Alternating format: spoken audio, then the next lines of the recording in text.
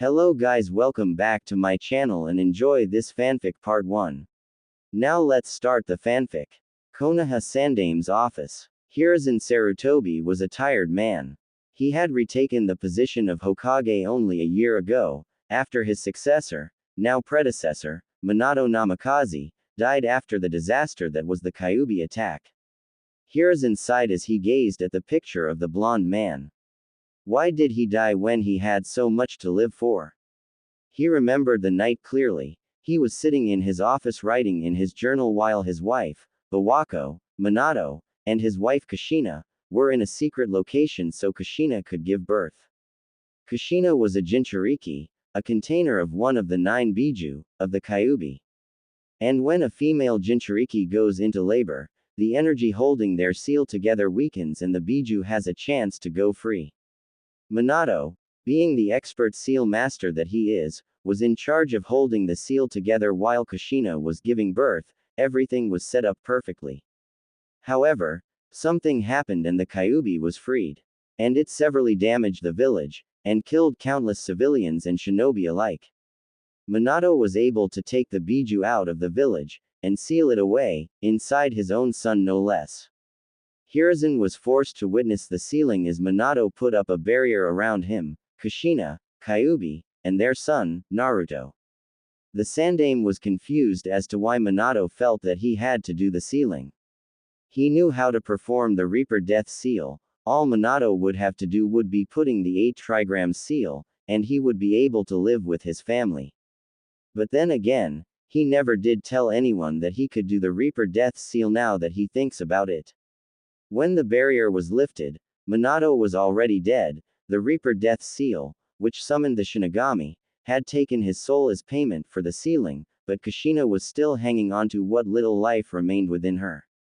The Kyuubi had pierced both her and Minato when it attempted to strike Naruto and prevent itself from being sealed.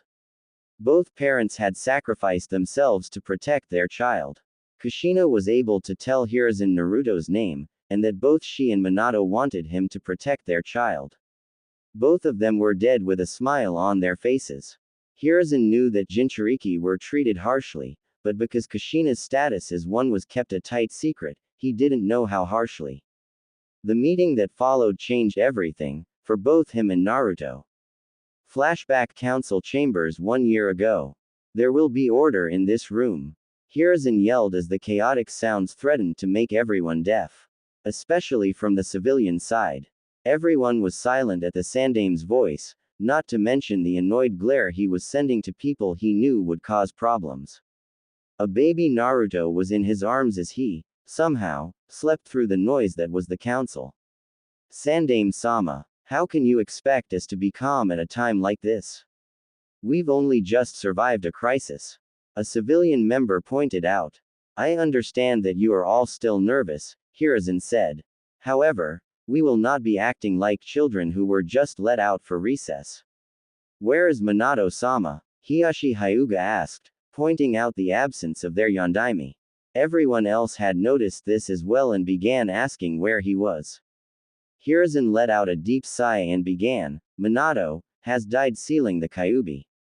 Sealing it where? Shikaku Nara asked. Hiruzen knew he was going to regret this, inside this little boy. Almost immediately, the entire civilian side of the council erupted into chaos. It's the demon. Kill it now before it's too late. The yondaime turned it into a baby so we could have our revenge. Silence. Hiruzen yelled, using chakra to make his voice louder than necessary. The civilians quieted down, but sent intense glares towards the baby. Naruto was able to feel the glares and shifted uncomfortably in Hiruzen's arms, his face twitching with fear. Seeing this, Hiruzen slowly rocked his arms in an attempt to soothe the baby. Naruto stopped squirming, but was still looking afraid. Hiruzen called over an Anbu with a horse mask, and handed Naruto to him. This boy is Minato's legacy. He sealed the Kyuubi inside him so that he could use its power to defend Konoha. He is not the demon, Hiruzen said with a glare. Hiyashi noticed something familiar about the boy, especially his blue eyes, and made a note to talk to the Sandame later. Effective immediately, I shall be reinstated as the Hokage, and everything that has been said in this room about the Kyuubi is to be an S-ranked secret punishable by death, the Sandaime declared with a heated glare. Dai Kyuubi. While everyone had their attention on the Sandaime's declaration, nobody noticed a civilian council member sneaking behind Horse and knocked him over, grabbed Naruto, and used the knife he had on him to attack Naruto. However, because of his shaking nerves, he cut Naruto from his right shoulder down to his hip, slicing the boy into 2 pieces. Hiruzen was instantly upon the boy, using what little healing knowledge he had to try and help him. Uma had his kunai piercing the councilman's throat, killing him instantly. All while Naruto was crying loudly from the pain and from the red aura that was surrounding him. Instantly, the civilians began to panic. The demon's going to kill us all. Finish it now, you old fool. The Sandaime began barking orders. Bird, get everyone out of here. Hiashi, Shikaku, Choza, and Inoichi stay. Rabbit, get me an available medic nin. Horse, make sure that we have no more attacks. Go. All 3 Anbu jumped into action. Bird shoved all of the uncooperative civilians out of the door while the clan heads went silently. Some of the civilians had to be threatened with the ANBU's Tonto. Rabbit had jumped out of the window and raced towards the hospital, hoping that there was a medic available. Meanwhile, Hiruzen was desperately trying to slow down the bleeding with the Mystic Palm Jutsu. While he was able to use it to a decent degree, he was only able to slow down the bleeding to a small amount. What can we do? Choza Akamichi asked. Unless any of us knows a healing jutsu that is more powerful than what the Hokage is using, then there's nothing that can be done, Hiashi said. This is extremely troublesome, Shikaku said as he stood wide awake. I'm afraid that you're right, Inoichi Yamanaka sighed as he looked away from the crying baby. Inside the seal, the Kyuubi was growling in frustration as it pushed its chakra through the seal into his container's body. His 9 tails were waving around in a frenzied manner, showing his hidden nervousness. Human stupidity will never cease to amaze me, Kyuubi growled as one of its tails began to slowly shrink. That Hokage of theirs better come up with something soon. I don't know how long I will be able to do this, he muttered as he continued to push chakra through the cage. Council chamber. Hokage-sama, Rabbit said as he appeared back into the room. There is no available medic, they are all treating victims of the Kyuubi attack. The Hokage cursed as he continued working while sweat began to gather on his brow. He had used too much chakra during the attack and was starting to feel the strain. Horse, carry Naruto while I continue to heal him. Everyone, come with us into my office. Rabbit, head back out into the village and try to find any more survivors, the Hokage said while Horse carefully picked up the wailing boy. Rabbit bowed and vanished in a puff of smoke. And, please pick up his arm, he added. Inoichi decided to pick up the dismembered appendage since he's seen worse things in the minds of prisoners. The party of 7 slowly made their way to the Hokage's office. Choza opened the door and everyone entered. Hiashi, can you take over the healing while I get what may be able to save him? Horse, I want you to stand guard and make sure that nobody interrupts us. I don't care if it's the Raikudo Sennin himself. Nobody enters. Hiruzen asked. Hiashi nodded and activated his Byakugan while using the healing jutsu his wife had taught him. While Horse handed the crying Naruto to Choza before he exited the room. Let's be thankful that Hitomi taught you a couple of her healing jutsus, Shikaku said as he watched the healing. Hiashi just nodded as he kept concentrating. Hiruzen walked towards the picture of the Shadaime, Hashirama Senju, and picked it off of the wall, revealing a small seal on the wall. He bit his thumb and made a few hand signs and smeared his blood on the wall. In a puff of smoke, came a medium-sized scroll. He placed the scroll on his desk and began to unravel it, searching through the scroll desperately.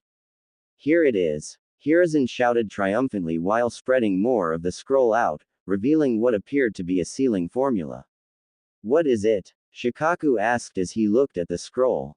The only thing that may be able to save Naruto, Hiruzen said. Bring him over here. Choza and Hiyashi slowly walked over and placed Naruto on the desk. Inoichi placed his dismembered arm next to him. What I'm going to need of all of you is that you channel your chakra through Naruto when I activate this, Hiruzen said as he beckoned everyone around the boy. Hiyashi was still healing him, but the injury was starting to get worse. The clan heads and the Hokage placed their hands around the boy and began molding their chakra. Please forgive me, Minato, but if I don't do this, Naruto will die. Hiruzen apologized in his thoughts. The Sandaime then made several hand sighs before ending on dragon and shouting, Kinjutsu, Jongu transfer. The scroll began to glow, and hundreds of black tendrils erupted from the seal before they lunged towards Naruto and began to burrow their way inside his body. Everyone began to feel a drain on their chakra and saw that the tendrils were touching their hands while absorbing the chakra at a fast pace. Eventually, Hiruzen dropped down to one knee as he ran out of chakra to give. Following him was Shikaku, Inoichi, and Hiyashi. Choza was able to hang on for a little while longer before he had to pull back, his face covered in sweat. Everyone was forced to watch as Naruto was enveloped in red chakra that the tendrils were also absorbing. They were slowly turning a crimson color as the chakra was absorbed. Inside the seal, even the Kyuubi was feeling the drain on its chakra as the tendrils began to nestle in Naruto's body. All that he had left was 2 taels worth of chakra. This may be draining, but I can see the benefits that this will give the kit. Kyuubi noted as he observed, it's done, but I'm going to have to sleep for a while because of this, the chakra beast mumbled as he laid his head on his paws and began to close his eyes. Before he closed his eyes, he thought, I'm interested in seeing how this will play out in the future. I've got my eye on you, kit. With that, the Kyuubi closed his eyes and entered a well-deserved rest. Outside, everyone was taking deep breaths as they tried to recover some of their chakra. They looked and saw that the tendrils had stopped moving through the boy's body, but several of them were still wiggling out of the space where he was dismembered. The tendrils shot out and grabbed his arm before pulling it towards him and stitching the arm back to his body. The arm began to move around as Naruto began to use it normally. He was still crying due to all that happened. What was that? Inoichi asked as he shakily got to his feet. Hiruzen used his desk to get up and said, a kinjutsu that the Shadaime stole from Taki after they tried to assassinate him. What does it do? Shikaku asked as he observed the now sleeping blonde. It turns the person using it into a host for thread-like tendrils and gives them a wide range of abilities, the Hokage explained. What kind of abilities? Shikaku inquired. The Sandaime took a deep breath before starting. It will allow Naruto to absorb the hearts of his enemies and gain their elemental affinity, plus the knowledge of whatever jutsu they might know. I'll have to look through the scroll for any more information. As if he didn't have enough of a burden already, Choza sighed as he pitied Naruto. It wasn't even 2 hours after his birth and already his life was being turned upside down. There is a question I have for you, Hokage-sama, Hiyashi started. Yes. What is it, Hiyashi? Hiruzen asked. Is this boy Minato and Kushina's child? Hiyashi asked. Hiruzen's eyes widened along with Choza's and Inoichi's. Shikaku just closed his eyes and muttered, troublesome, under his breath.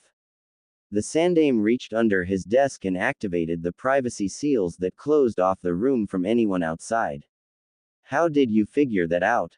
Hiruzen asked. 2 things stood out to me, Hiyashi began. 1. I noticed that Naruto had very distinctive blonde color in his hair, and that his blue eyes were almost exactly like Minato's. And 2. I knew Minato since he was my teammate, he would never ask anyone to give up their child if he was unable to give up his own.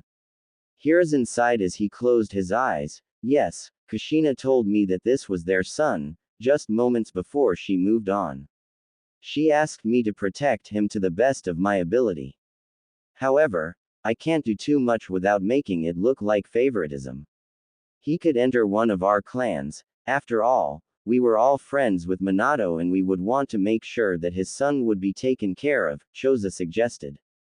Unfortunately, I can't allow that, the Sandaime said. Why not? Don't you want the best for Minato's son? Inoichi asked. The Sandame sighed, feeling his age as the years began to weigh down on his body. I can't allow it because if I were to give one clan a Jinchuriki, it would cause a shift in power and create a civil war over who would own Naruto. As much as I hate to admit it, he's right, even though we all want to help Naruto, we need to think about what would happen in the future, Shikaku stated. What about Kakashi? Shouldn't we tell him about who Naruto is? Hiashi asked. No, think about it, he's already in a depression because he lost both his sensei and Kushina. If he tell him now, he'll fight tooth and nail just to claim ownership of him and practically make him a target because all of the other villages will think that the copycat ninja is training an apprentice, Shikaku said. When will he be told? Choza asked. After he gets out of his depression, he'll be able to handle the situation better when he has a clear head, the Sandame said. What can we do to help Naruto then? I don't want him to have to go through life without someone to properly help him. You know that those civilians won't keep quiet with the news that he's the Jinchuriki, Inoichi said. The changes going through Naruto's body. Hiruzen put his hand to his chin and said, You three have children, correct? The Ino-Shika-Cho trio nodded, and your wife is expecting in 2 months, right? Hiashi nodded his head. Then you can push your children to become his friends. Kami knows that he'll need plenty of close friends throughout his life. All men nodded in agreement. Now I believe it's time we return for the night. Hiashi, could you send Hitomi to me tomorrow? I would like a woman's opinion on how Naruto should be cared for since I'll be taking care of him until the orphanage is repaired, Hiruzen said. Would you like me to tell her about what happened tonight?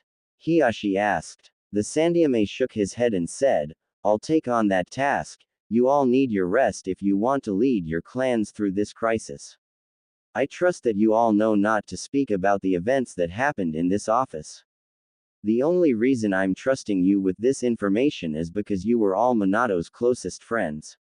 No Hokage-sama, all 4 men said. The Hokage then lifted the privacy seals and dismissed the men before he wrapped Naruto in a cloth and held him in his arms, slowly rocking him to sleep. Flashback end. The Sandame shook his head to get out of his remembering. He looked at the time and saw that it was almost 2 o'clock. Time to see how he's doing, Hiruzen thought as he stood up. The date was October 10th, the Kyuubi festival, or Naruto's birthday to those that cared. The Hokage left the Hokage Tower and walked towards the orphanage that Naruto was placed in. He and the 4 clan heads were planning to spend the day with Naruto while he played with their children. As Hiruzen walked into the orphanage, the caretaker immediately bowed to him. Hokage-sama, we weren't expecting you, the woman said. Hiruzen waved her off and said, It's fine, I was just stopping by to pick up someone. A Naruto Uzumaki. He didn't miss the flash of disgust that passed through the caretaker's face once his name was mentioned. She quickly put on a forced smile and led the Hokage to a room where a small crib was. Inside the crib was a tiny baby with blonde hair and blue eyes. Hiruzen noticed that he was unhealthily thin, and that there were faded bruises on his body. Why is he so thin?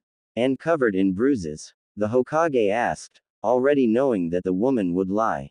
Hiruzen must have been a fortune teller, because the woman said, he refuses to eat most of the food we give him, and the bruises are because he keeps bumming into things when he crawls around. So you just let him crawl around unsupervised? Hiruzen asked, raising an eyebrow to make it look like he was believing the tall tale. Of course not, those are from when he gets out of his crib when he's supposed to be napping, the caretaker said as she believed that the Hokage believed her. Hiruzen knew just how to do 2 things, make Naruto happy and piss off the caretaker, that was clearly doing her job to care for all children. Well, it looks like you're a little genius, aren't you Naruto-kun? Hiruzen said as he picked up Naruto. The small baby just looked at him with a small hint of fear on his face, something that didn't escape the aged Hokage's eyes. Well, we better get going, there are some people expecting us, Hiruzen said as he took Naruto in his arms and left the orphanage, leaving behind a fuming caretaker. She was hoping that the Hokage would get angry at the boy for the lies that she was telling him, but she didn't know that a shinobi was trained to detect lies. Only a trained shinobi could truly hide the truth from the lies. The Hokage then performed a shunshin and appeared at the Akamichi compound where Naruto was welcomed openly. He walked into a large, small in Akamichi standards, dining room where waiting for him was the Ino Cho trio and their children, and Hiashi, Hitomi, and Hinata Hyuga were also present. All of the children were in a small play area surrounded by a fence. Like his father, Shikamaru Nara was sleeping in a pile of stuffed animals. Choji Akamichi and Ino Yamanaka were playing with some building blocks, a small smile on their faces. Hinata was just sitting by herself while playing with a small stuffed fox and monkey. Hiruzen walked over to the children and placed Naruto in the play area, where he just nervously crawled over to the pile of stuffed animals and timidly picked up a stuffed from before hugging it gently. All of the adults watched as Naruto moved to a far corner and continued to hug the frog like it was a shield. Hiruzen saw how he would look at the other children with some fear in his eyes. Obviously there was more going on in the orphanage than he was aware of. "I've failed all three of them," Hiruzen softly whispered. "What are you talking about, Hokage-sama?" Inoichi asked. Hiruzen sighed and said, "It appears that Naruto has had poor treatment in the orphanage. When I picked him up, he was very thin and there were bruises that were slowly healing. How can you allow them to continue doing this to him?" Hitomi demanded with a glare. Hiruzen cringed at the woman's glare and said, "I've had all the civilians who attempted to assassinate him executed, but I can't do anything to the people who work in the orphanage because it's controlled by the civilian council. All we can do is make sure that he gets the bonds that he needs," Choza said. "Hey, look at this," Shikaku said, lazily pointing at the play area. All the adults looked and saw what was happening. Hinata had crawled over to Naruto and held out the stuffed fox for him to play with. Naruto looked at the fox before gently taking it. He then held out the stuffed frog for her to take, but Hinata just shook her head and gave him a small smile. Naruto then gave a small smile of his own before he started to play with Hinata.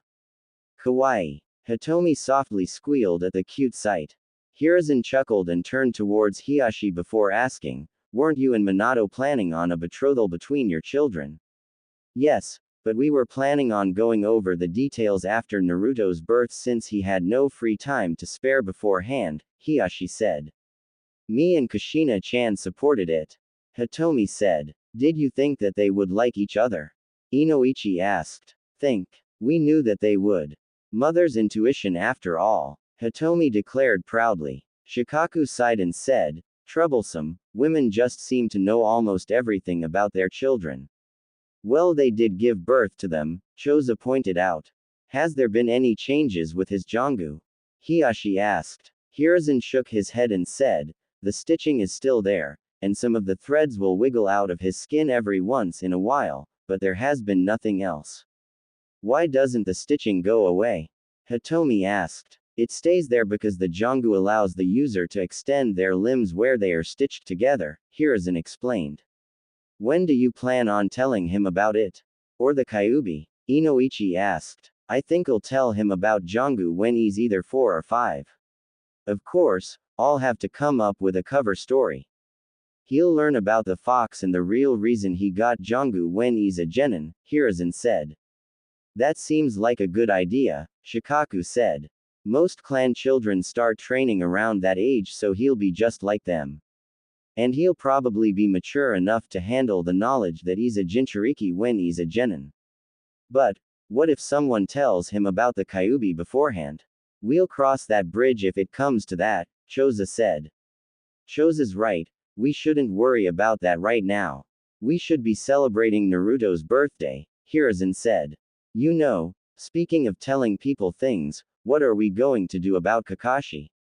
Inoichi asked. "He's still in depression. And it seems like he's taken a part of his lost team and made them as his own hobbies," Hitomi told him. "Obito's chronic lateness and Sharingan," Choza said. "Rin's concern for teammates," Shikaku said. "Though he's not as worrisome as she was. And Minato's love for Jiraiya's books, though he only reads the smut while Minato just read his adventure story, Hiruzen said. Inside he was crying. I can't believe I had to call his holy work smut.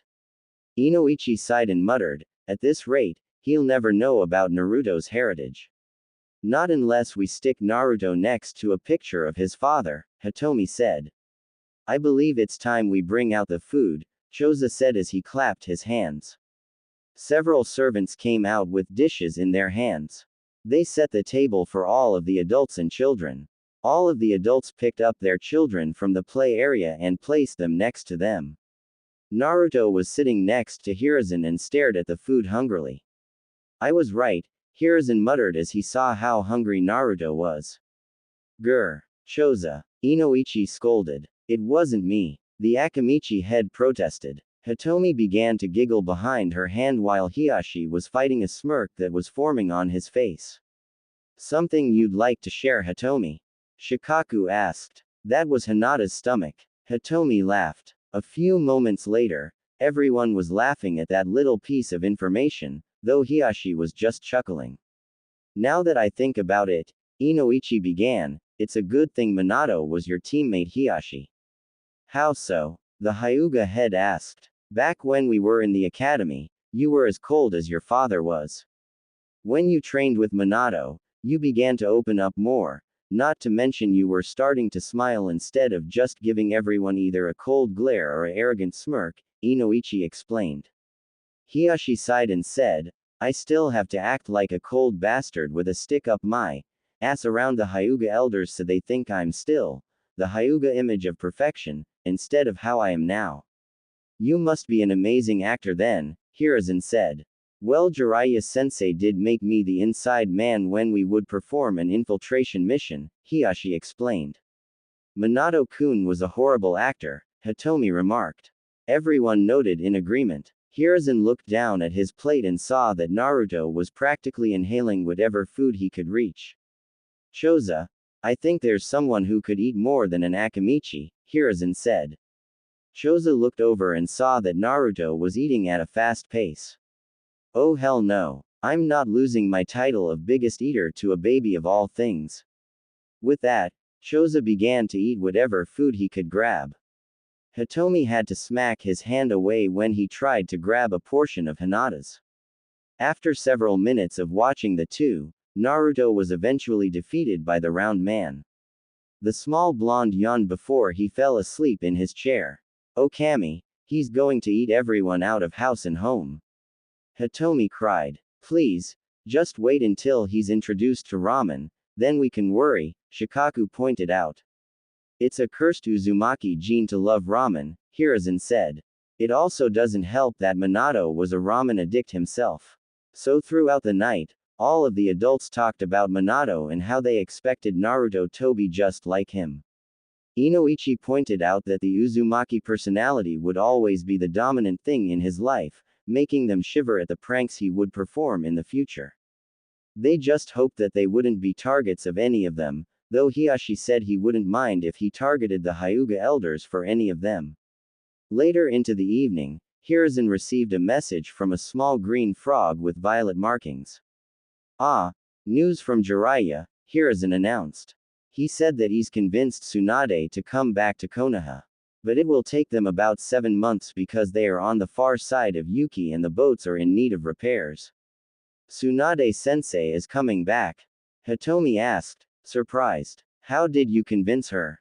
Shikaku asked. I had Jiraiya tell her about Naruto, and I decided to allow her idea of there being a medic nin on each team with her running the training program, Hiruzen said. When did you send Jiraiya after her? Choza asked. It was a month after Naruto was born. He had heard about the attack and raced all the way here from Iowa. He made it here in 2 days. But it takes at least 2 months to get from Iowa to Konoha. Inoichi yelled. Gamabunta, was all that Hiruzen said. Everyone nodded in understanding. They knew that the Toad boss could cover great distances easily, especially if motivated with sake. Later into the night, all the children had fallen asleep, so the adults bid each other goodbye and left to their respective homes. Hiruzen dropped Naruto off back in the orphanage and signaled his personal Anbu guard. Hokage-sama, Cat and Tiger knelt down before their leader. Make sure that nothing happens to Naruto tonight. If anyone comes after him, bring him directly to me, Hiruzen commanded. Hi, Hokage-sama, both Anbu said before they jumped back into the shadows. Hiruzen let out a sigh as he adjusted the hat and began walking to the Sarutobi compound. His thoughts directed towards the future. Konoha 4 years after Kyuubi attack.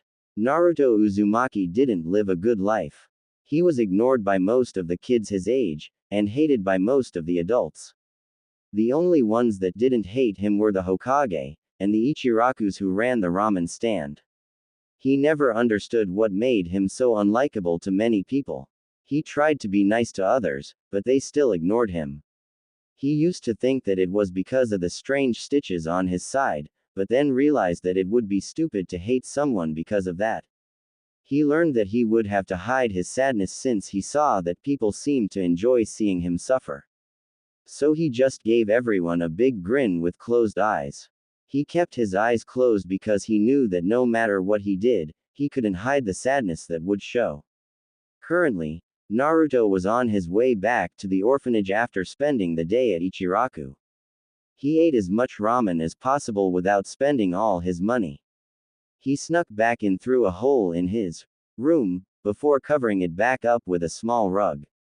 Naruto sighed as he climbed back into his rickety bed and closed his eyes. However, before he could fall asleep, he was yanked out of bed by someone.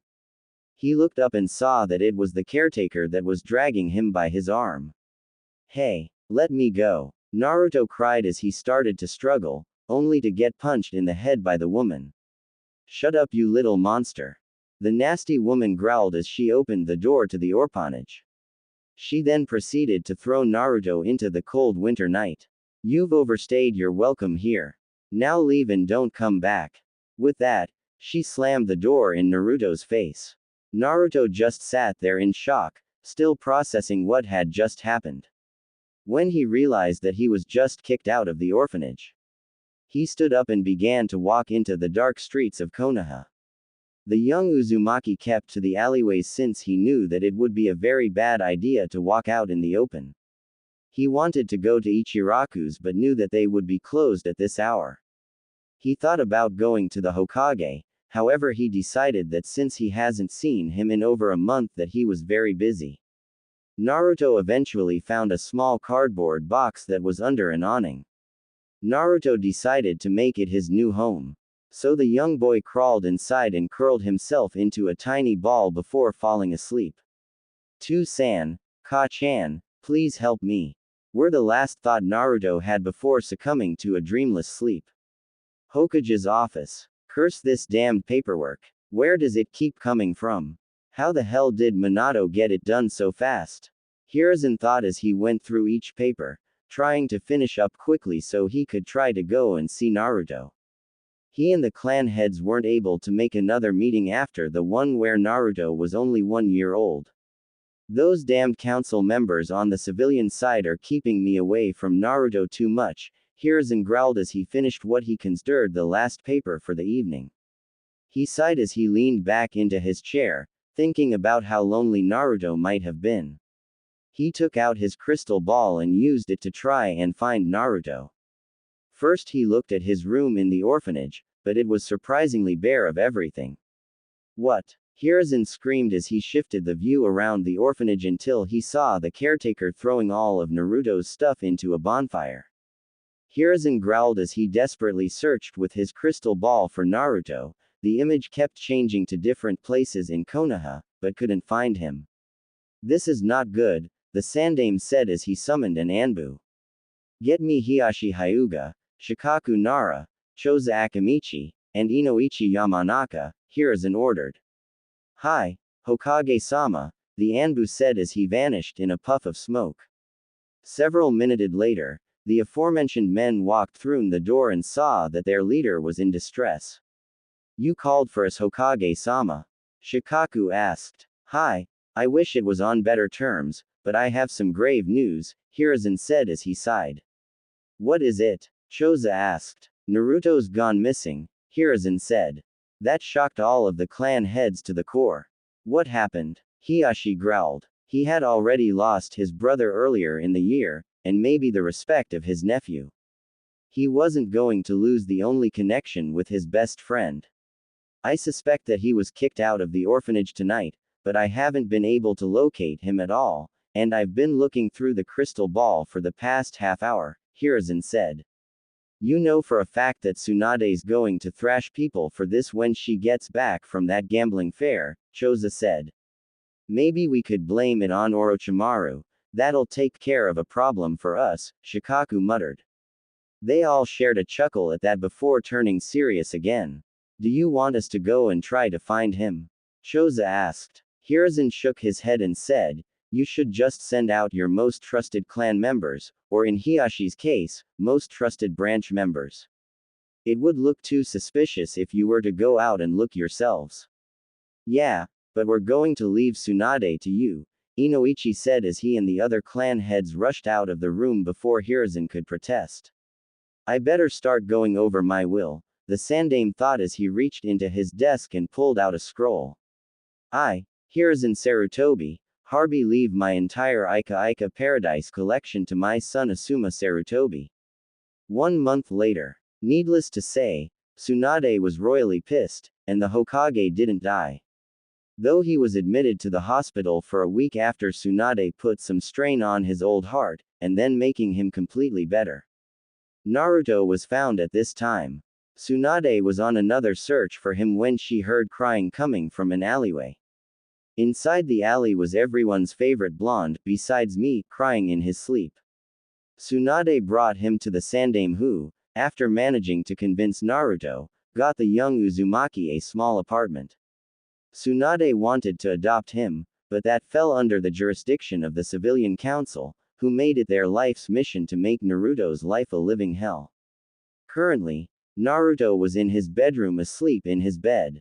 His life had gotten somewhat better when the Hokage got him his apartment. It wasn't much, but it was more than he ever had. There were 3 rooms, his bedroom, kitchen, and bathroom, all of them being something that he appreciated when he started living here. Naruto woke up to the sunlight managing to find its way to his closed eyes. The young blonde rubbed his eyes and slowly got out of bed. He made his way to the bathroom where he proceeded to splash his face with cold water to effectively wake him up. He then went back into his bedroom and changed into his black shirt with a red spiral on it, and some forest green shorts. Ah, I'm hungry, Naruto mumbled as he walked into the kitchen and pulled out a bowl, some cereal, and a gallon of milk. After having a filling breakfast, Naruto then went out to his balcony and took in the fresh air. What a nice day. I think I'm gonna go and see how Gigi's doing, Naruto said as he ran back inside and put on his sandals before running out and locking the door behind him. Naruto then proceeded to run towards the Hokage tower where he knew the Hokage would be, especially since it was almost 10 o'clock in the morning. I wonder if I can get him teach me some jutsu today. Naruto wondered as he walked down the street. He continued on his way until he felt the hairs on the back of his neck standing on end. He started to look around and saw that the people were either ignoring his existence, or glaring at him with pure hatred. Naruto just put on a smile and continued walking down the street. Deep down, those glares did affect him, but he had no other idea of how else to deal with it. However, today was going to change Naruto's life. As soon as he passed an alleyway, he was grabbed and pulled inside. Before he could scream out, he felt a pain on the back of his neck before everything went dark. Sometime later, Naruto groggily opened his eyes and saw that he was in a forested area tied to a wooden post. He looked around frantically and tried to get free of his bonds. So you're awake, a voice said. Naruto turned his head to see a young man with black hair and dark eyes. He was dressed in a regular Chunin's attire and had nothing standing out. What do you want?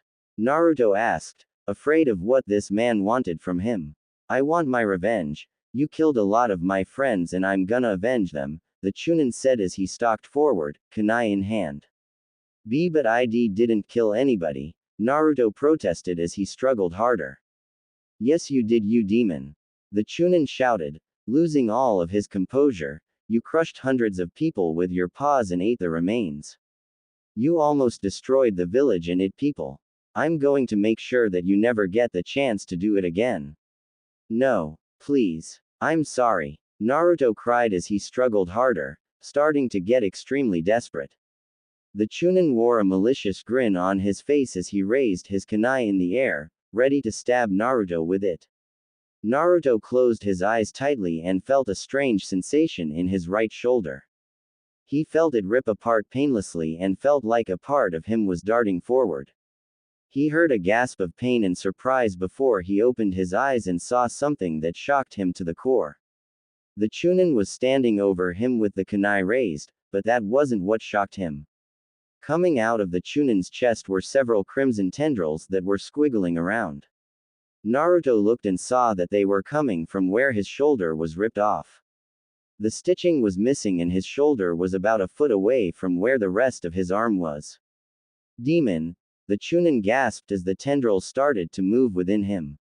Naruto stared in shock as something wrapped in the tendrils came out of the Chunin's chest while it was still beating. The Chunin then fell to the floor dead, but Naruto didn't know that yet. The object was then pulled into Naruto where his arm came back to the rest of his body. Ah! Naruto screamed as the weight of what had happened finally settled into his mind. He let loose a chakra pulse that covered the whole village. Hokage's office. You should really make some law about Jiraiya's peeping habits, a blonde-haired woman with a green coat and gray clothing said. She had her hair in two pigtails and had her arms crossed underneath her impressive bust. She gave an annoyed stare into the Sandame's eyes with her honey-colored ones. Would love to Tsunade, but Jiraiya's books make a lot of money. Money that he uses to supply his spy network and himself. He also sends whatever he can spare to Konoha to help with our economy, Hiruzen said as he sighed. Tsunade huffed and said, why couldn't he have just stick to writing adventure stories? That first one was good even if it wasn't a bestseller. Weasel. Mantis. The Sandame called out. Two Anbu in the aforementioned masks appeared before their Hokage and waited for his orders. Follow us and make sure that there are no interruptions. Hiruzen ordered as he jumped out of his seat and leapt out the window, Tsunade following him in a heartbeat. Both Anbu jumped after them and tried to keep up. When they reached the source of the chakra pulse, Hiruzen's eyes widened and Tsunade gasped. Before them was a crying Naruto, still tied up to the post, and a dead Chunin at his feet. Mantis, make sure that we aren't interrupted. Weasel, stay for a moment, the Sandame ordered. Mantis vanished into the treetops and kept an watchful eye on the surrounding area. Hiruzen then shunshined over to Naruto and cut the ropes holding him in place. Tsunade rushed over to him and hugged him tightly as he cried into her shoulder. Tsunade began whispering comforting words into his ear until he cried himself to sleep. Weasel, do you know who this is? Hiruzen asked as he turned over the body of the dead Chunin. Daichi Uchiha, not a member who stands out, but not weak either, Weasel said after taking a good look at the Chunin. Hiruzen sighed and called Tsunade over, Naruto still clutching to her in his sleep. Can you see if he still has his heart? Tsunade used her free hand to run a diagnostic jutsu on the body before pulling away. No, his heart's not there. All of the veins connecting to it have been cleanly severed. Now I want you to check Naruto. I think that his Jangu has activated, Hiruzen said. Tsunade nodded and started to check Naruto. After a couple minutes, she stopped the jutsu and faced the Sandame. The threads are moving erratically, trying to move the stolen heart to an area in Naruto's body where it will cause little discomfort, Tsunade explained. The Sandame sighed and said, bring him back to my office. Weasel, you go and summon Hiashi Hyuga and Inoichi Yamanaka to my office. Mantis, the Anbu appeared before him. If anyone asks about what happened, tell them that a new way to dispel genjutsu was being tested out before it went out. Speak nothing about what really happened here. The Anbu nodded before they disappeared again. The remaining two conscious people then leapt for the Hokage's office. After 5 minutes of waiting, Hiashi and Inoichi walked in with Weasel behind them. Weasel shut the door just as Hiruzen activated the privacy seals. Upon seeing Naruto clutching to Tsunade, Hiashi asked, "What happened?" Daichi Uchiha attempted to kill Naruto after abducting him. Hiruzen started before both clan heads let out a blast of ki. "Where is the bastard? He'll be brain dead when I'm through with him," Inoichi yelled. Hiruzen shook his head and said, "He's dead." Naruto's Jangu activated and stole his still beating heart. Hiashi was confused. Wouldn't his Sharingan warn him of any attack? "I suspect that he didn't have it activated. Daichi only used his Sharingan on foes who he considered worthy," Weasel explained. "A stroke of luck then," Hiashi said. "I suppose that Naruto is in shock because he saw the heart being stolen?"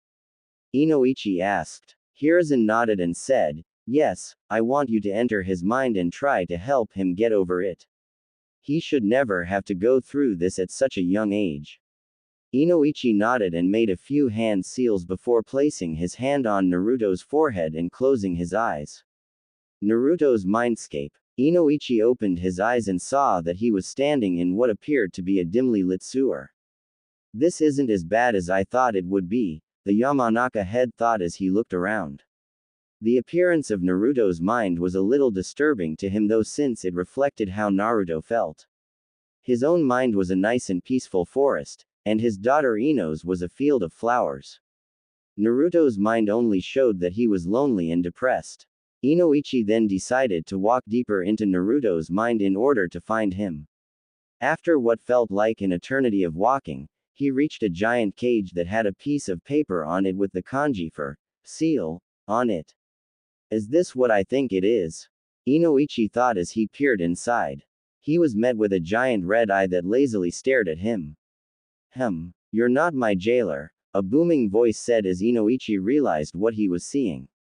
"Kei Kyuubi," Inoichi gasped as he saw the Biju fully illuminated behind the cage.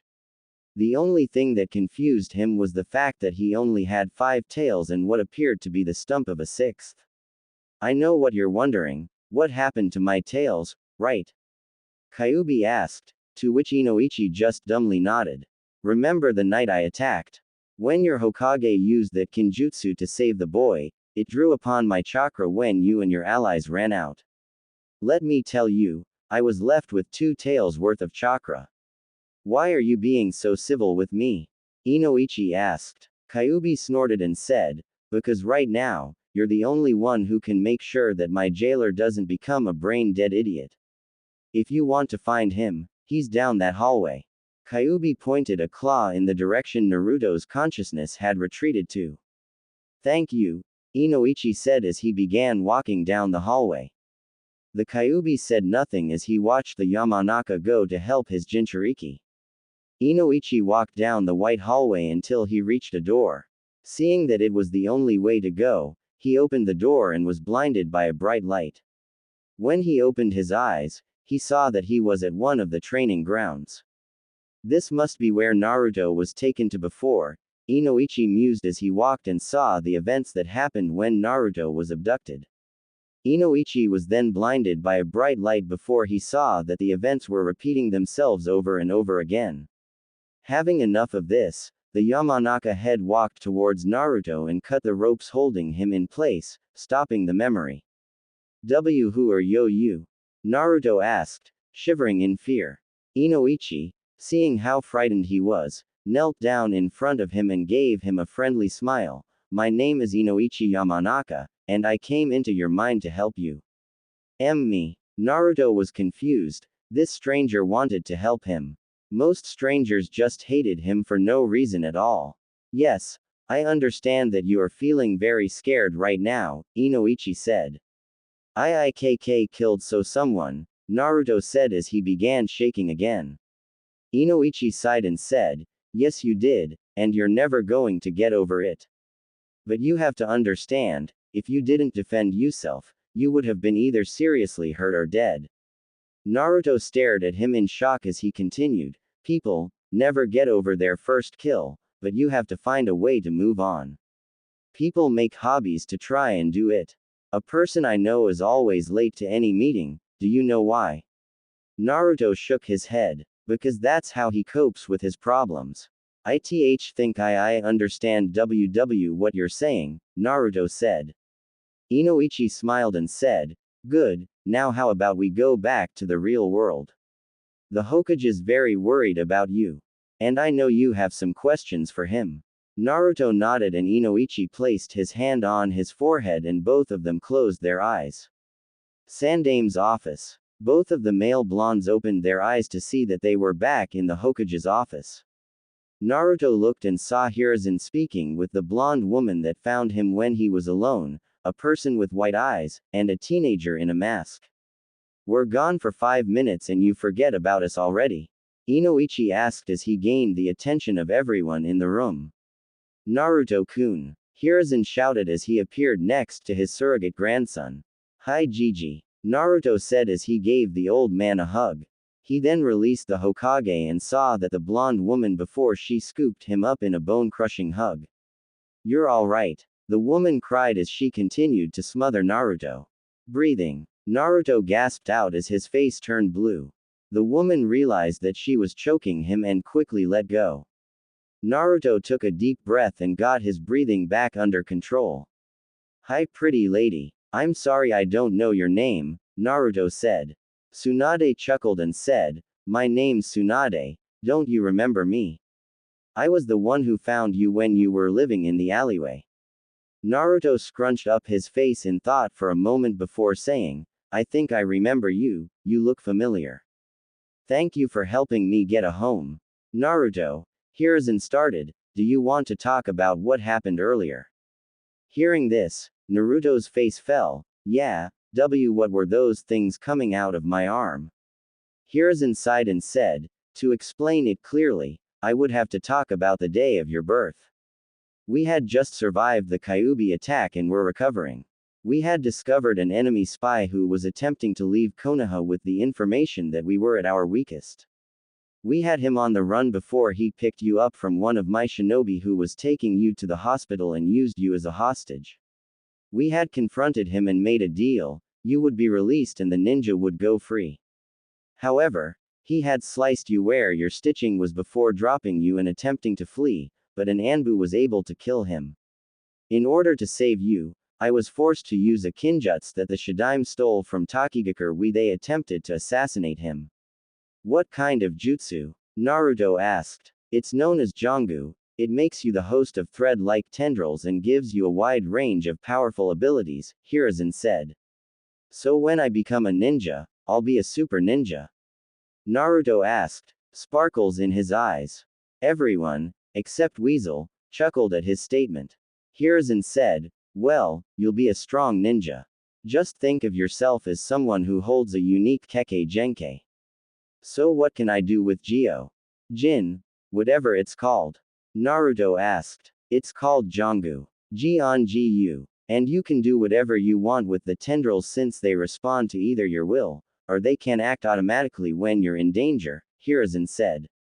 Wow, can it do anything else? Naruto was bouncing on his feet now. The Sandaime sighed and said, there's one more thing that was listed in the scroll, but I don't know if you'll like it. Why not? Is it really bad? Naruto asked, getting a little scared now. No, it's just that you might be disturbed by this, Hiruzen said before explaining the last part of Jongu. You can take the hearts of your enemies and steal all of their abilities and elemental nature. Like I did before, Naruto whispered. Yes, but this part of the ability has a positive effect for you, Hiruzen said. Naruto looked at him in confusion. What would be good about taking people's hearts? By stealing people's hearts, you can become like a cat, meaning that you will have multiple lives, Hiruzen explained. So, I could still live even if I die? Naruto asked. Yes, but you will have to sacrifice a heart in the process. So you will want to be careful and try not to lose all your hearts, Hiruzen said. Naruto then looked at him and smiled, so can you teach me how to use it? Hiruzen smiled at Naruto's attitude and said, of course, that was what I wanted to do after I told you about this.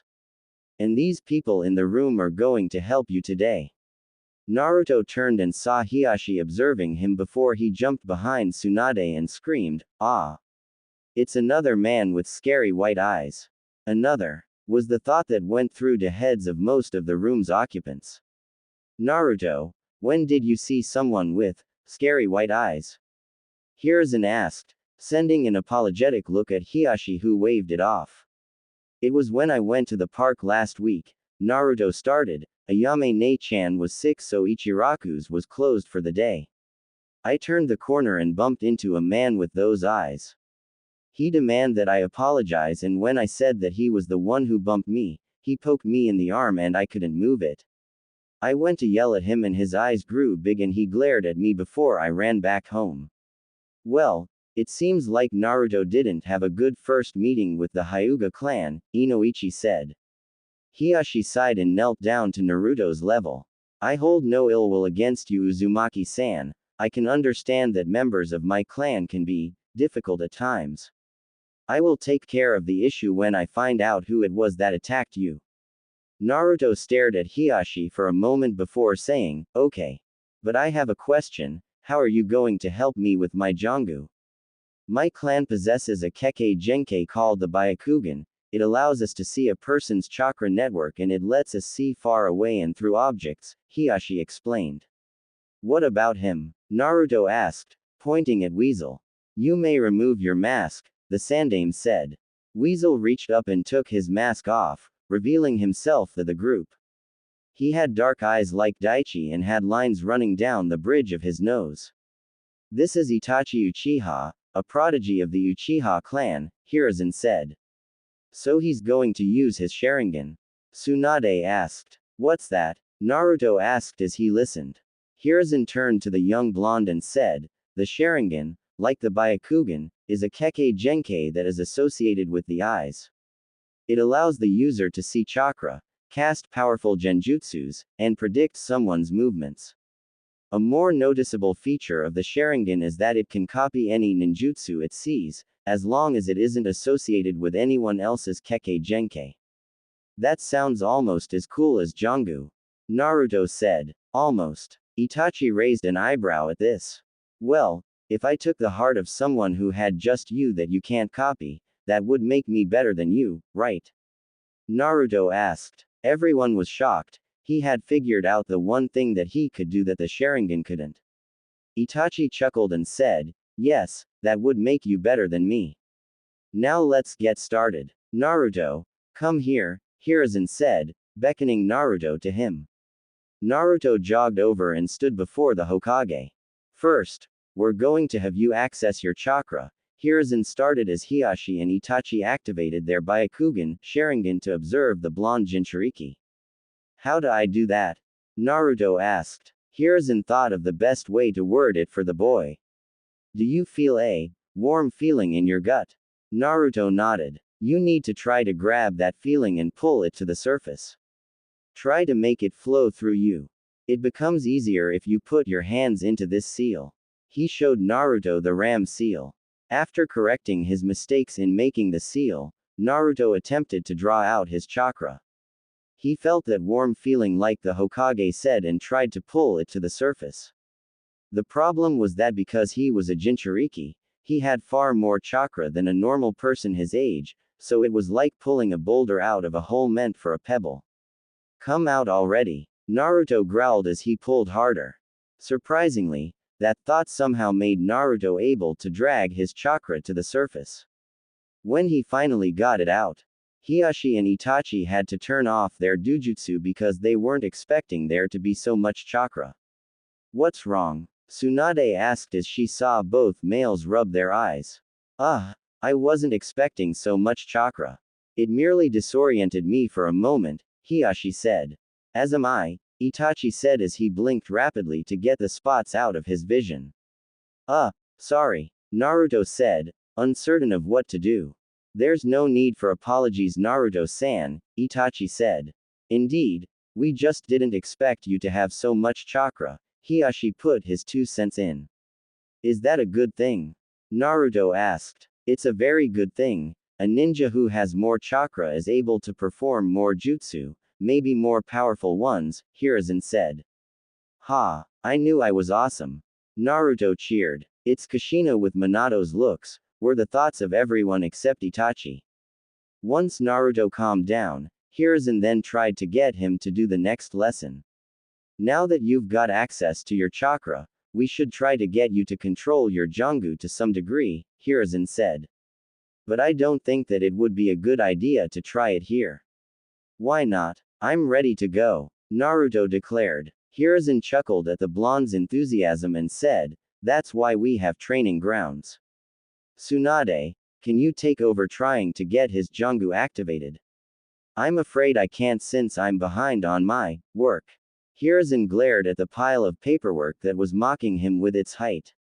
Tsunade sighed and said, all right sensei, I'll tell you about our progress later. You men follow me to training ground 27. She then grabbed Naruto's shoulder and vanished in a shunshin. The rest of them followed, leaving Hiruzen alone. He then pulled out a little orange book and flipped it to a certain page before giggling pervertedly. Okonoko-chan, you're so dirty. Training ground 27. Tsunade appeared in a puff of smoke with a stumbling Naruto.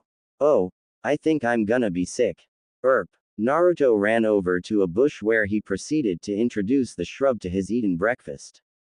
Tsunade's sweat dropped and thought, maybe I should have just jumped here instead. You alright Gaki? Why yeah, that was just uncomfortable, Naruto said as he leaned on a tree for support. I remember when Jiraiya-sensei taught us the shunshin. Minato was the only one who was able to keep his lunch down the longest, Hiyashi said as he and the other appeared behind Tsunade. So how am I gonna do this? Naruto said as he recovered. Well, Tsunade started as she pulled out a small scroll, opened it, and began to read from it. First you have to gain control of the tendrils that are in your body. So just close your eyes and try to feel them as they move throughout you. Naruto did as instructed and after a few minutes of concentrating, he opened his eyes and voiced his frustrations. I can't feel anything. It's just not there, Naruto complained. Try fluctuating your chakra, Itachi said as he activated his Sharingan. Naruto just gave him a funny look, not understanding what he wanted him to do. Itachi, realizing his mistake, said, what I want you to do is, make your chakra move around wildly to try and get a reaction out of the Jangu. Naruto nodded his head and closed his eyes. This time he made his chakra move around in an erratic manner before he felt it start to move to his right forearm. His arm then felt a little numb and heard a few gasps. He opened his eyes to see that several tendrils were moving in and out of his forearm without leaving any sort of mark that they had emerged when they went back in. Awesome! Naruto shouted as he saw his progress. I didn't expect him to do it so quickly, Inoichi said. He's just like Minato, able to get the gist of any technique in only a few tries, Hiyashi thought as he watched Naruto make his tendrils dance through the air, making shapes or animals. I think I've got the hang of this, Naruto said. Well, you can use what sensei wrote down as the basic control, Tsunade said as she read the scroll. When you have a better control over it and are a little older, you can start on some of the complicated stuff. Ah, I want to work on it now, Naruto whined. Yet, he's got Kushina's attitude. Always wanting to do the hard stuff right away, Hiyashi thought, silently chuckling to himself. I think that you've done enough work for today, now how about I treat you to some ramen? Tsunade said the magic words. Ramen, Naruto yelled as he clung to Tsunade's leg. To Ichiraku's. Alright, just get off, Tsunade yelled. Konoha 5 years after Kyuubi attack. Naruto sighed as he leaned against the tree he was using as a target. The bark was littered with slash marks and punctures, like a bunch of other trees that were in the area. He was working hard mastering his Jangu and making new ways to fight with it. He had made a bunch of new attacks to use, especially with his new ability. He remembered when the Hokage helped him learn this new part of the Jangu. Flashback 3 months ago. Ah, Naruto-kun, I was expecting you, Hiruzen said as he saw the blonde walk inside. You were? Naruto asked as he entered. Hiruzen smiled and said, yes, I was wondering if you would like to learn another ability of the Jangu. Don't you know me by now, Gigi? Of course I want to learn a new ability. Naruto shouted as he practically bounced off the walls. Hiruzen chuckled and said, excellent, we'll leave for my personal training area in a few minutes. Why don't we just go now? Naruto asked. I've been signing a lot of papers today and my hands are a little numb. I would like to have some feeling in them before we start training, Hiruzen said as he glared at the pile of finished paperwork. Okay. There was something I had to tell you anyway, Naruto said as he took a seat. What is it? Hiruzen asked. Naruto pulled back the sleeve of his right arm and showed the sandaime that there was stitching in the middle of his forearm. What happened? Hiruzen asked, thinking that Naruto was attacked. Naruto rubbed the back of his head and explained, well, I was thinking about the abilities of my Jangu and remembered that I could extend my limbs at the stitching. So I was thinking that it would be really cool if I could shoot my arm out at someone. When I tried to do it with my original stitching, it felt really uncomfortable. But then I felt my arm getting tingly and saw that this was happening. Incredible. I thought that you had to be cut for THTA process to happen, Hiruzen said. Can you make it go back to normal? I mean, can you make that arm normally attached without the stitching? Yeah, but it takes a lot of focus and makes me really tired when I do that, so I decided to leave it there and only take it away when I'm on vacation or something, Naruto said. It's probably his Uzumaki genes or the Kyuubi, the sandaime thought. The scroll didn't say anything about this sort of thing. Naruto, Hiruzen began, you never cease to amaze me. Let's go, this technique is something that I know you're gonna love. Hiruzen then led Naruto to the Hokage's personal training grounds, which was in a cave behind the tower underneath the Hokage monument. There was a waterfall inside the cave and an area filled with weaponry. Wow! Naruto shouted as he saw the training field. Indeed it is very impressive, Hiruzen said. The Shadaime and Nadaime created this training field for all Hokages and their personal apprentices to use. Does this mean that the Yondaime trained here? Naruto asked. The Yondaime was his idol, so he was excited to be in an area where the Yondaime trained. Hiruzen went to answer, but found himself at a loss for words. Now that I think about it, the Yondaime only trained here twice. Rumor was it that he had a secret training ground, but nobody knows where it is. Now, before we start on your Jangu, I'm going to teach you a D-ranked Kaden Jutsu, Hiruzen said. You're going to teach me a jutsu? Naruto cried in disbelief. Yes, because you're going to need at least one jutsu for this new ability of the Jangu, Hiruzen explained.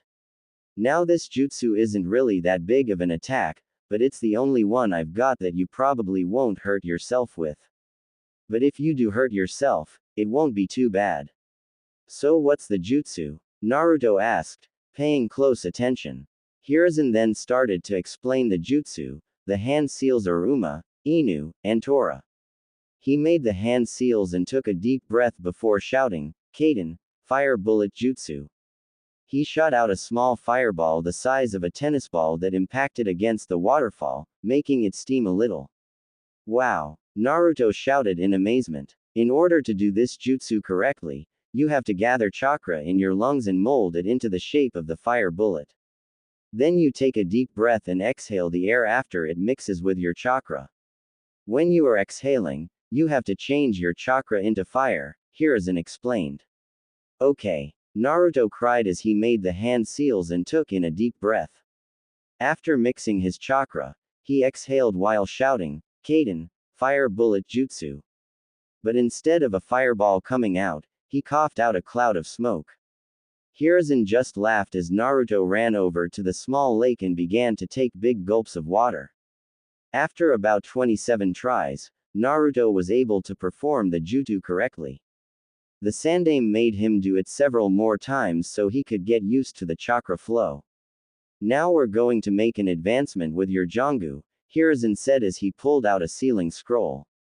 So what am I gonna learn? Naruto asked. Hiruzen chuckled at his enthusiasm and said, you're going to use the Jangu to make your hearts fight for you. Huh. Naruto didn't understand what he was saying. The Sandame sighed and said, you can make the threads come out and make a body for the heart you stole to fight alongside you. I still don't get it, Naruto said as he scratched the side of his head. Hiruzen then tried to explain it though another approach, pull off your arm and have a bunch of threads come out. Naruto did as instructed and a fair amount of threads came out and formed a sphere the size of the hat Hiruzen was wearing. Now, can you feel your second heart? Naruto nodded. Try to move it into that sphere. Naruto closed his eyes and concentrated. He felt the heart within his body and willed the threads to move it. He could feel the heart as it went up his arm and towards where his arm detached.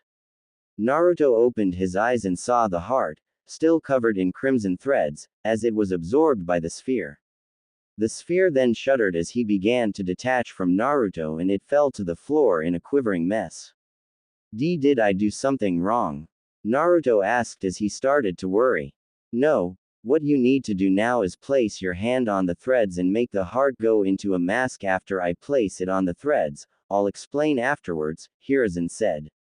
Naruto nodded and waited for the Hokage to pull out the mask. The Sandame opened the scroll and pushed some chakra into it, making a mask pop out. It was a fox mask with red markings on it. The mask also had a movable jaw was filled with sharp teeth. Hiruzen placed the mask on the mass of threads and Naruto placed his hand next to it. Naruto directed the heart to go into the mask, and removed his hand once he felt that the process was done. Now you should have the threads take the shape of whatever animal you want, Hiruzen said. Though, you should have it take the shape of a fox since that's the mask we put on it. Naruto nodded again and focused. The threads began to squirm around before they started to take shape. After a few moments, standing before them was a mass of crimson threads in the shape of a nine-tailed fox. It had rabbit-like ears that were curved, and the fox mask that was placed on it moments before. Wow, I didn't know I could do that, Naruto exclaimed as he watched the construct as it stood there like a statue. It's a special ability that the Jangu is capable of, Hiruzen began. You can animate the threads that your stolen hearts reside in so they can assist you in battle. However, it can only use the element of the heart that is inside it. This just makes me even more awesome, Naruto shouted as he ran around his new construct. Though I have to ask, why make it look like the Kyuubi? Hiruzen asked, getting a little nervous. Simple. I want it to look scary. That way my enemies will be too busy being afraid and I'll be able to beat them up. Naruto told him. Hiruzen sighed, he should have known that that was the reason. End flashback. Naruto had learned to perform his jutsu though it was very hard to do. He failed at it many times until he was able to get the just you to work correctly. He currently had the mask stitched to his mask by a long line that went across the upper portion of his back towards his right shoulder. Of course, he was forced to go through a small wardrobe change because of his new additions. Thankfully, Hiruzen had his personal tailor make the clothes for the blonde. He was now wearing a specially made vest that left his back bare so his mask creature could get out faster. It was black with a red swirl on his chest and dark orange flames on the bottom of the vest. To cover up his mask and stitching, he wore a black trenchcoat that had a belt tied at the waist. He was wearing black ninja pants with Anbu shin guards attached to them. On his feet were his blue sandals. Naruto decided to take a walk through the forest and enjoy the relaxing breeze. As Naruto walked through the forest, he could see the shapes of some people that were in the distance. As he crept closer, he could hear what they were saying. So you're a member of the Hyuga clan? A male voice said. Naruto got closer and saw 3 boys about 2 years older than him surrounding a little girl that was his age. He couldn't get a good view of her, but she appeared to have dark blue hair and was dressed in some formal robes. Why yes I am, a soft, timid voice, probably the girl's, replied. Oh, do you gonna think that we're not worthy of your attention? A second male asked. No, ID didn't say that, the girl trailed off. Hey guys, let's show her that we're better than her stuck-up clan. The first male's voice suggested. Yeah, the other two agreed. The next thing Naruto knew, they were pushing the small girl around. Stop it, the girl cried. But alas, her pleas fell on deaf ears. That's enough, Naruto said as he stepped into the clearing. The boys stopped harassing the girl and let her fall to the floor. She looked up to see her savior, but Naruto wasn't looking at her yet. He would do so when he was sure that these bullies were going to leave. Hey, this is the kid my parents said to stay away from, the third bully said. Yeah, mine said that he was a demon in disguise, the first one whispered. Demon. But he looks like a regular person, the girl thought as she stared at Naruto. If you have to pick on someone younger than you, then you are really pathetic, Naruto said. This angered the boys and the leader stepped forward. Come on guys, there's one of him and 3 of us, we can take him. Yeah, you're right. The 3 of them then charged Naruto. Naruto sighed and said, just because there's more of you, it doesn't mean that you'll win. Then he got to work cleaning up the garbage. He grabbed the fist of the first bully that came flying towards him and threw him over his shoulder. He sidestepped the second bully and tripped him before he ducked under the third one's punch and elbowed him in the gut, making him double over in pain. You're outclassed, get out of here, Naruto said as he glared at them. If I see you bullying anyone else again, then we're going to have problems. With that, the 3 bullies scrambled to their feet and ran away. Naruto then turned to the girl to see her watching him in awe.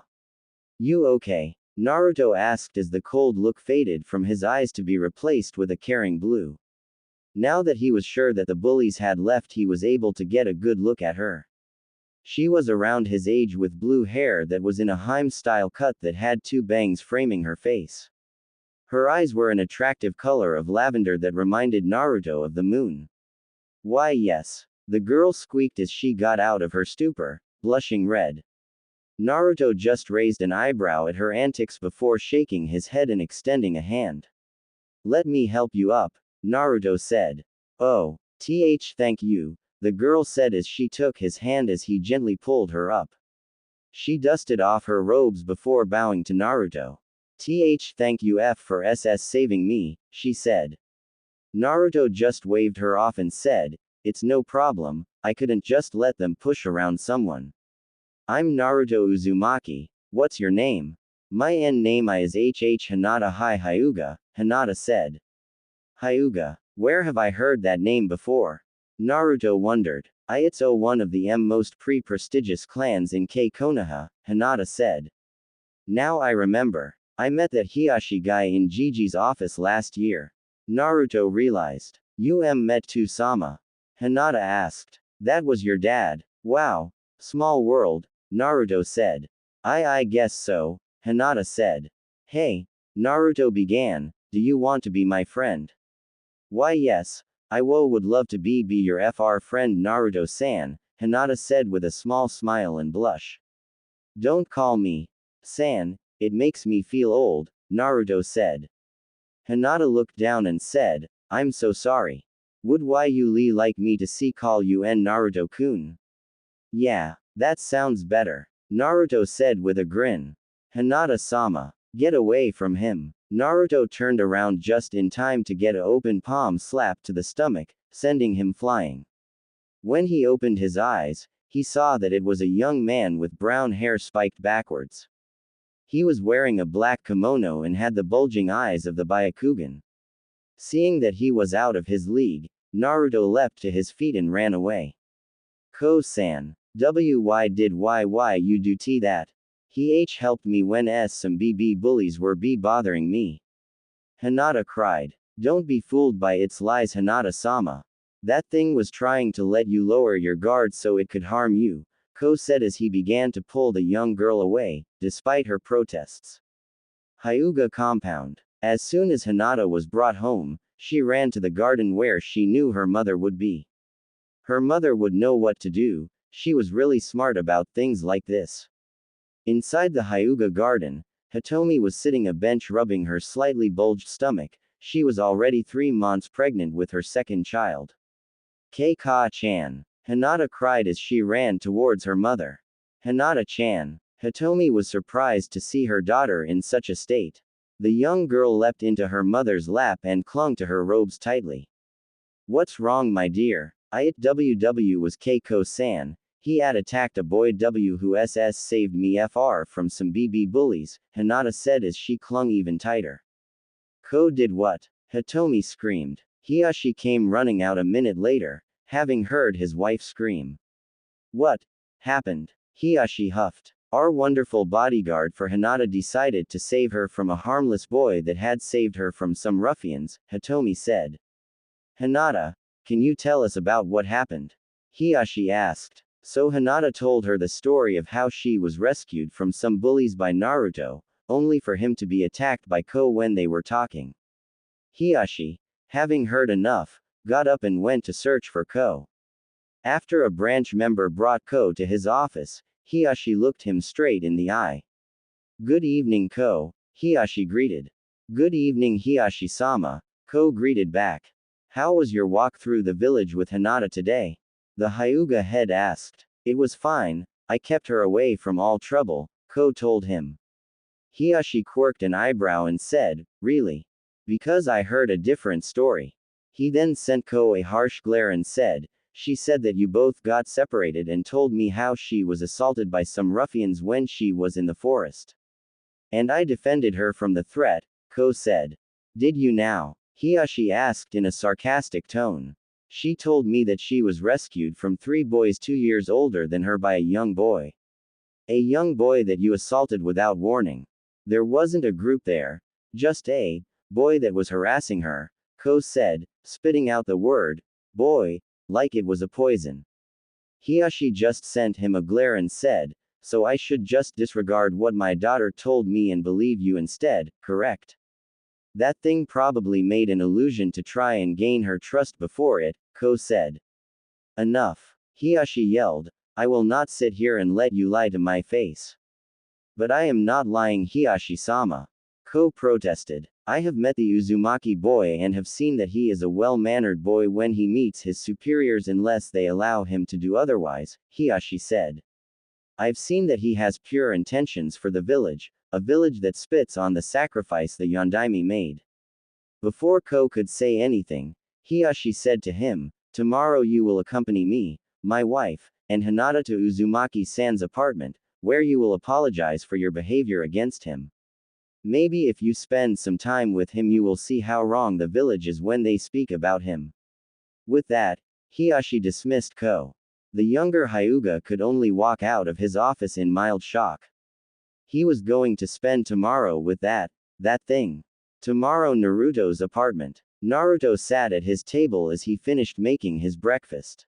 A bowl of ninja flakes and a nice cold glass of fresh milk that Hisanto bought from the store.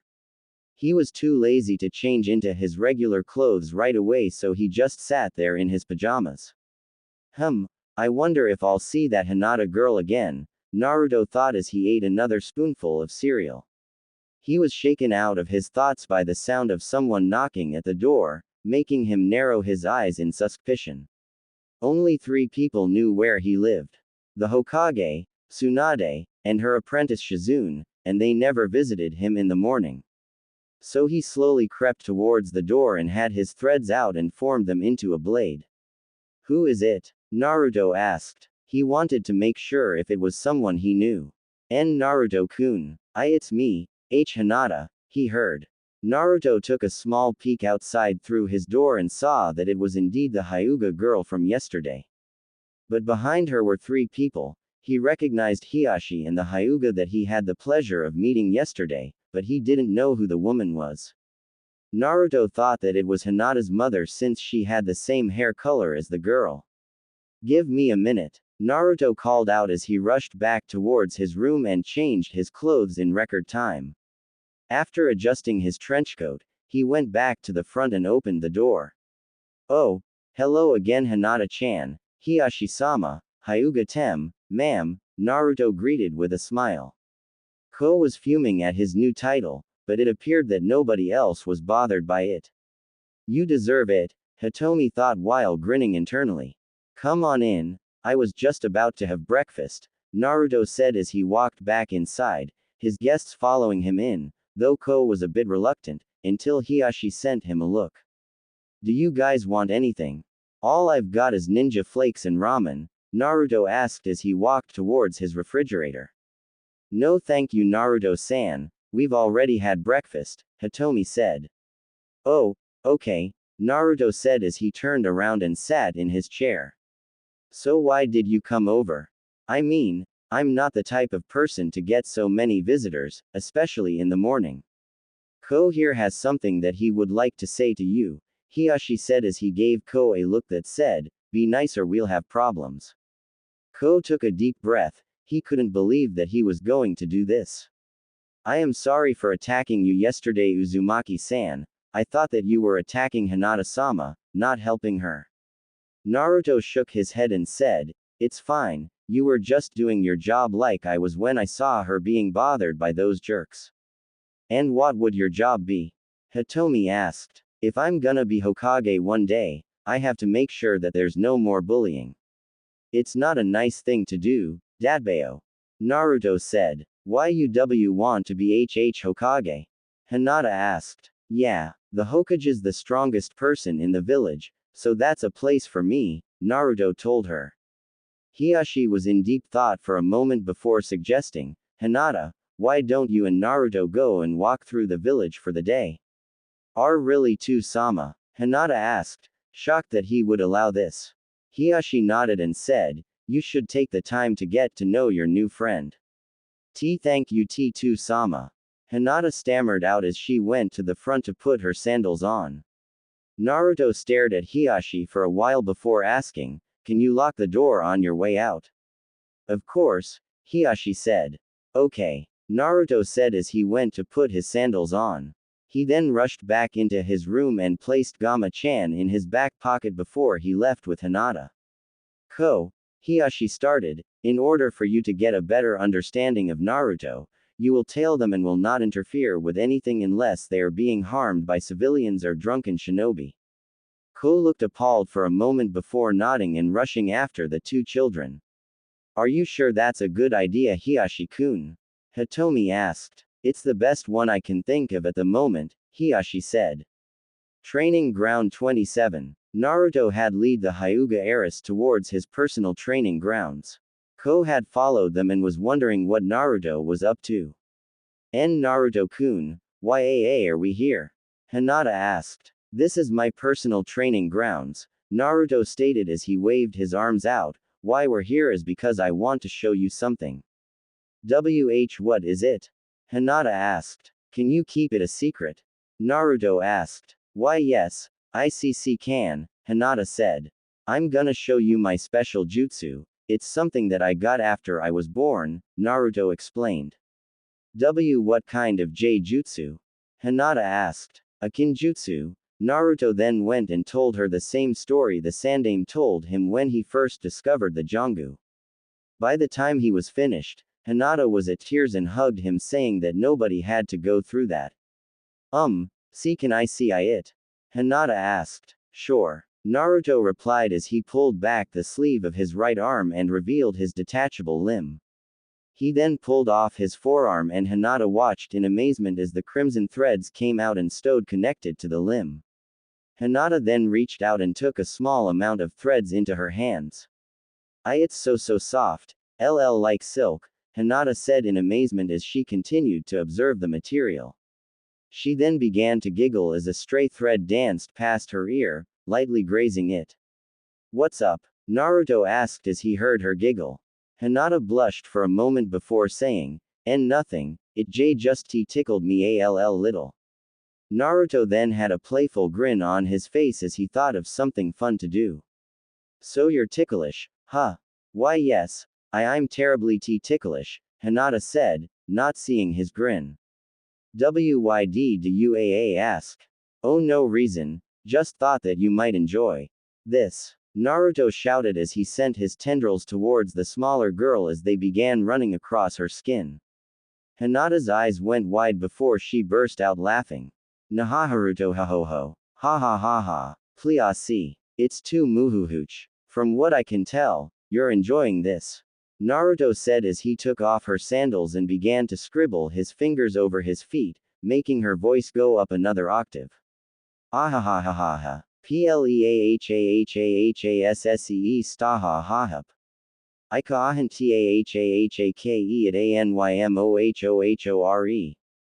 Hinata laughed as she flailed her arms and legs in an attempt to get free. Thinking that she had enough, Naruto let her go and retracted his tendrils. Hinata laid there on the floor taking deep breaths, her face flushed a bright pink. So, did you have fun? Naruto asked. Fun? Hinata asked. Yeah, you looked like you needed to smile a bit more, so I discovered the perfect way to get you to do so, Naruto said as he gave her a fox-like grin. Hinata looked at him before giving him a small smile. Why yes, I had little fun. Naruto grinned and said, good, because I have another part of my Jangu that I want to show you. What is it? Hinata asked. Naruto said nothing as he undid the belt that was tied around his trenchcoat and shrugged it off, revealing the mask that was stitched to his back. Hinata put her hands to her mouth and gasped in shock. Don't worry, this is part of it. Naruto then explained to her how he was able to use the hearts to make creatures to assist him in battle. Let me show you. Naruto then put his hands in the Tora seal and said, Jangu, activate. The part on his back with the mask began to pulse before the stitching came undone and the mask leapt off with a mass of crimson tendrils attached to it. Once it hit the ground it took the shape of a nine-tailed fox. That's amazing, Hinata said as she watched the fox stand there. Yeah, I can also make it use any fire jutsu I know, Naruto said. Why only fire jutsu? Hinata asked. Because that's the elemental affinity this heart has, Naruto told her. Naruto then looked at the sky and saw that was around noon. That meant that it was lunchtime. Of course, it also didn't help that his stomach decided to voice its own opinion, making a large growling noise. Naruto blushed in embarrassment as Hinata giggled at him. Does someone want to laugh some more? Naruto asked with a mischievous grin as he waved his tendrils through the air. Hinata giggled a little as she stepped back. That's not necessary, Hinata said. Naruto chuckled and said, let's go and get some lunch, do you like ramen? I haven't had it before, Hinata said as she poked her fingers together. When she didn't hear Naruto say anything, she looked up at him to see that he had a shocked look on his face. You've never had ramen? Naruto asked. Hinata just meekly nodded and Naruto let out a scream of horror before he took her hand into his own and began racing towards Ichiraku's. After he got his fire heart back into his body. Eep, was all Hinata could say as she was forced to follow Naruto into the village. Ko was silently following them while trying to prevent himself from rushing the boy. After racing into the village, Naruto stopped in front of the ramen stand and yelled inside. Old man Ichiraku, we've got an emergency, Naruto yelled. Tsuki ran out to see Naruto with a panting Hinata next to him. What is it? Did the Hokage limit you to only eating one bowl? Tsuki asked in horror. Worse, Naruto cried. She has never had ramen in her life. Tsuki looked at Hinata with some horror written on his face. Ayame, we need a bowl of miso ramen now. With that, he rushed back into the kitchen, leaving the two kids alone at the booth. After 3 minutes of waiting, Tsuki brought out a steaming bowl of ramen and placed it in front of Hinata. She picked up her chopsticks and took a small amount of the noodles into her mouth and swallowed. Her eyes lit up and she began to eat more of them at a faster pace. This is delicious. Hinata exclaimed softly. Naruto let out a sigh of relief and said, thank Kami, you were suffering from a severe case of ramen deprivation. I don't think that's a real thing, Hinata said. Of course it is. Nobody can survive without ramen. Naruto said. B but I haven't eaten RR ramen and I'm EFF fine, Hinata pointed out. Naruto put on a thinking expression and said, but you can't live without a delicious food like ramen. C cinnamon BB buns are DD delicious to me, Hinata said. Everyone has weird tastes, Naruto said as he went back to devouring 2 bowls at once. After they had lunch, Naruto decided to take Hinata back home. She had to lead the way of course since he had no idea where she lived. Upon reaching the Hyuga compound, the guards kept an eye on Naruto while he and Hinata said goodbye. Hey Hinata, Naruto began, are you going to join the academy next year? Why yes, I'm going to TT train to become a ninja, the young Hyuga said. Great, maybe we'll be in the same class, Naruto said. I would like that very much, Hinata said as she poked her fingers together. Well, see you around Hinata, Naruto said. The young Hyuga walked back into her compound and Naruto walked back to his apartment.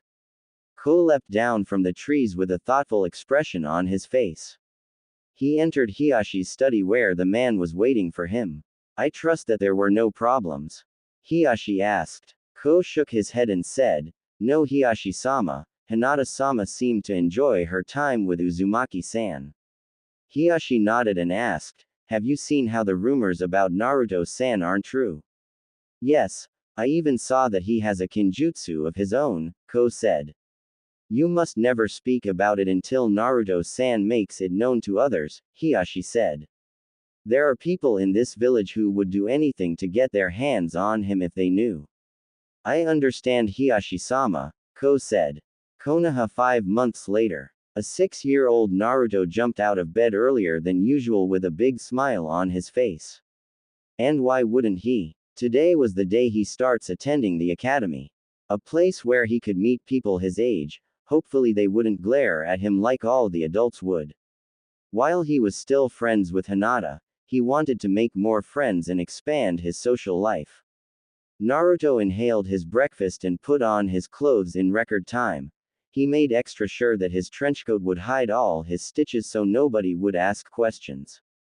Before he walked out the door, he remembered the conversation he had with the Hokage last week. Flashback Sandame's office. You wanted to see me, Gigi?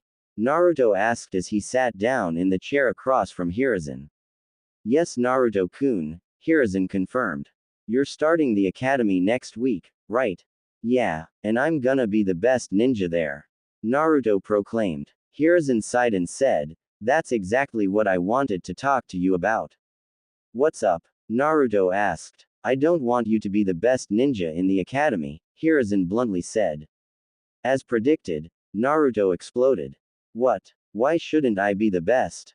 I want everyone to know how awesome I really am. Hiruzen sighed and told him, that's the thing, if everyone knew how tough you really were, then you wouldn't be a real ninja. Naruto was surprised. What are you talking about? A real ninja hides his skills from his enemies, Hiruzen explained. A real ninja is deceptive and sneaky, always hiding in the shadows while hunting his prey. If you were to show everyone your abilities, then they might find ways to counter it. Naruto thought it over for a moment. Hiruzen shook his head and said, I didn't say that you should be the weak one. You should just be an average student. That way you won't be weak, and you won't attract attention to yourself. Okay, Gigi, I'll make you proud, Naruto said as he got up and left the room. Besides, if you showed everyone your abilities, I wouldn't be able to protect you. Not until you become a ninja, Hiruzen thought as he lit his pipe for a smoke. Flashback end. Naruto shook his head and got back to reality as he looked at the clock. He saw that he had a little over an hour to get there. So he tightened the belt on his trenchcoat and grabbed his aviator goggles. They were a gift from Hinata as a thank you for saving her from the bullies all those months ago. After locking his front door, Naruto jumped down his stairs and leapt into the street before running towards the academy. As he ran, he could see the glares and looks of disgust on the civilians' faces. He just shrugged them off and continued running.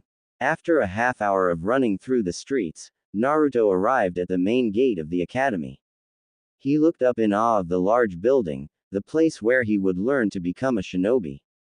He could feel his threads reacting to his excitement with all their wiggling. He calmed down and walked into the building, but couldn't keep the grin off of his face. Naruto walked to the front desk where a young woman was reading a magazine. "Hi, can you tell me where the classroom for the new students is?" Naruto asked. "Down the hall and to your left, it's room 15, the woman said without looking up from her magazine. Naruto said thanks and jogged down the hallways. He arrived at the room and opened the door before walking inside. The room was fairly simple. There was a teacher's desk in the front, a blackboard behind it. The desks were arranged in a rising position where the teacher could see all the students. There were children his age inside the room already sitting down and chatting with each other. 8 of them stood out to him, however. 3 girls and 5 boys. The first boy was sitting towards the back of the was wearing a gray coat with a color that hid everything under the black shades he wore. He had spiky brown hair like his own. Naruto thought he spied a small beetle crawling across his hand, but shook it off. The next boy was a round boy with a bag of chips in his hands. He was wearing a green jacket with spiral markings on his cheeks. He had spiky brown hair on his head. The third boy was sleeping on his desk. As far as Naruto could see, he had his hair styled like a pineapple. He was wearing a gray shirt with a clan marking on it. Naruto thought that he was just tired from not getting enough sleep. After all, Naruto woke up every 3 hours because of his excitement last night. The fourth boy was wearing a gray hoodie with the hood down, revealing his shaggy brown hair. He had slitted pupils and red fang-like markings on his cheeks. Sitting on his head was a small white puppy. The final boy was sitting in the corner of the room with a bored expression on his face. He was wearing a blue shirt with a crest on the back of it that looked like a fan. He had hair that was spiked in the appearance of a duck's butt. Naruto had to stifle a laugh as he thought about that. Finally he looked at the girls that stood out. The first one was a pink-haired girl with a red bow in her hair. She was wearing a red shirt and black shorts and was staring dreamily at the boy with the duck butt hair. The second girl was on with platinum blonde hair. She was wearing a light purple shirt and pants that reached her knees and had a green clip in her hair. Naruto caught her staring at the girl with pink hair with a sign of depression before she turned back and staring at the same boy, but not as longingly as the first girl. The third girl was someone Naruto instantly recognized. It was Hinata. Naruto smiled as he jumped up the steps to his friend. Seeing that she was spaced out, Naruto poked her in the side to get her attention. Hinata was thinking about whether or not Naruto would be in her class. She hoped that he would. He was her only friend that was her own age after all. She was jolted out of her thoughts by a poke to her side. She practically jumped out of her seat while biting her lip to hold in her bubbling giggles. She turned her head and saw the person she was thinking about. Naruto-kun. Hinata softly cried. "Hi Hinata-chan." Naruto greeted. He then sat down in the chair next to her while giving her a large grin. "Are you excited about being here?" Naruto asked. I'm a little nervous about this," Hinata admitted. "Don't worry about it. You're gonna do great," Naruto told her. Hinata blushed at the praise and just played with her fingers.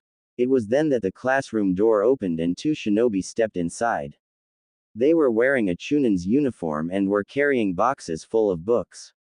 One had his brown hair in a pineapple style with a scar across the bridge of his nose. The other one just had silvery blue hair that fell to his shoulders.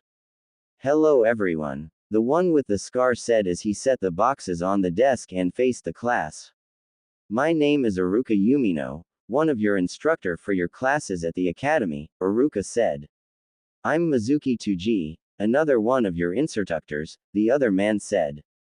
"Now before we start with getting you all settled in for your classes, why don't we all introduce ourselves?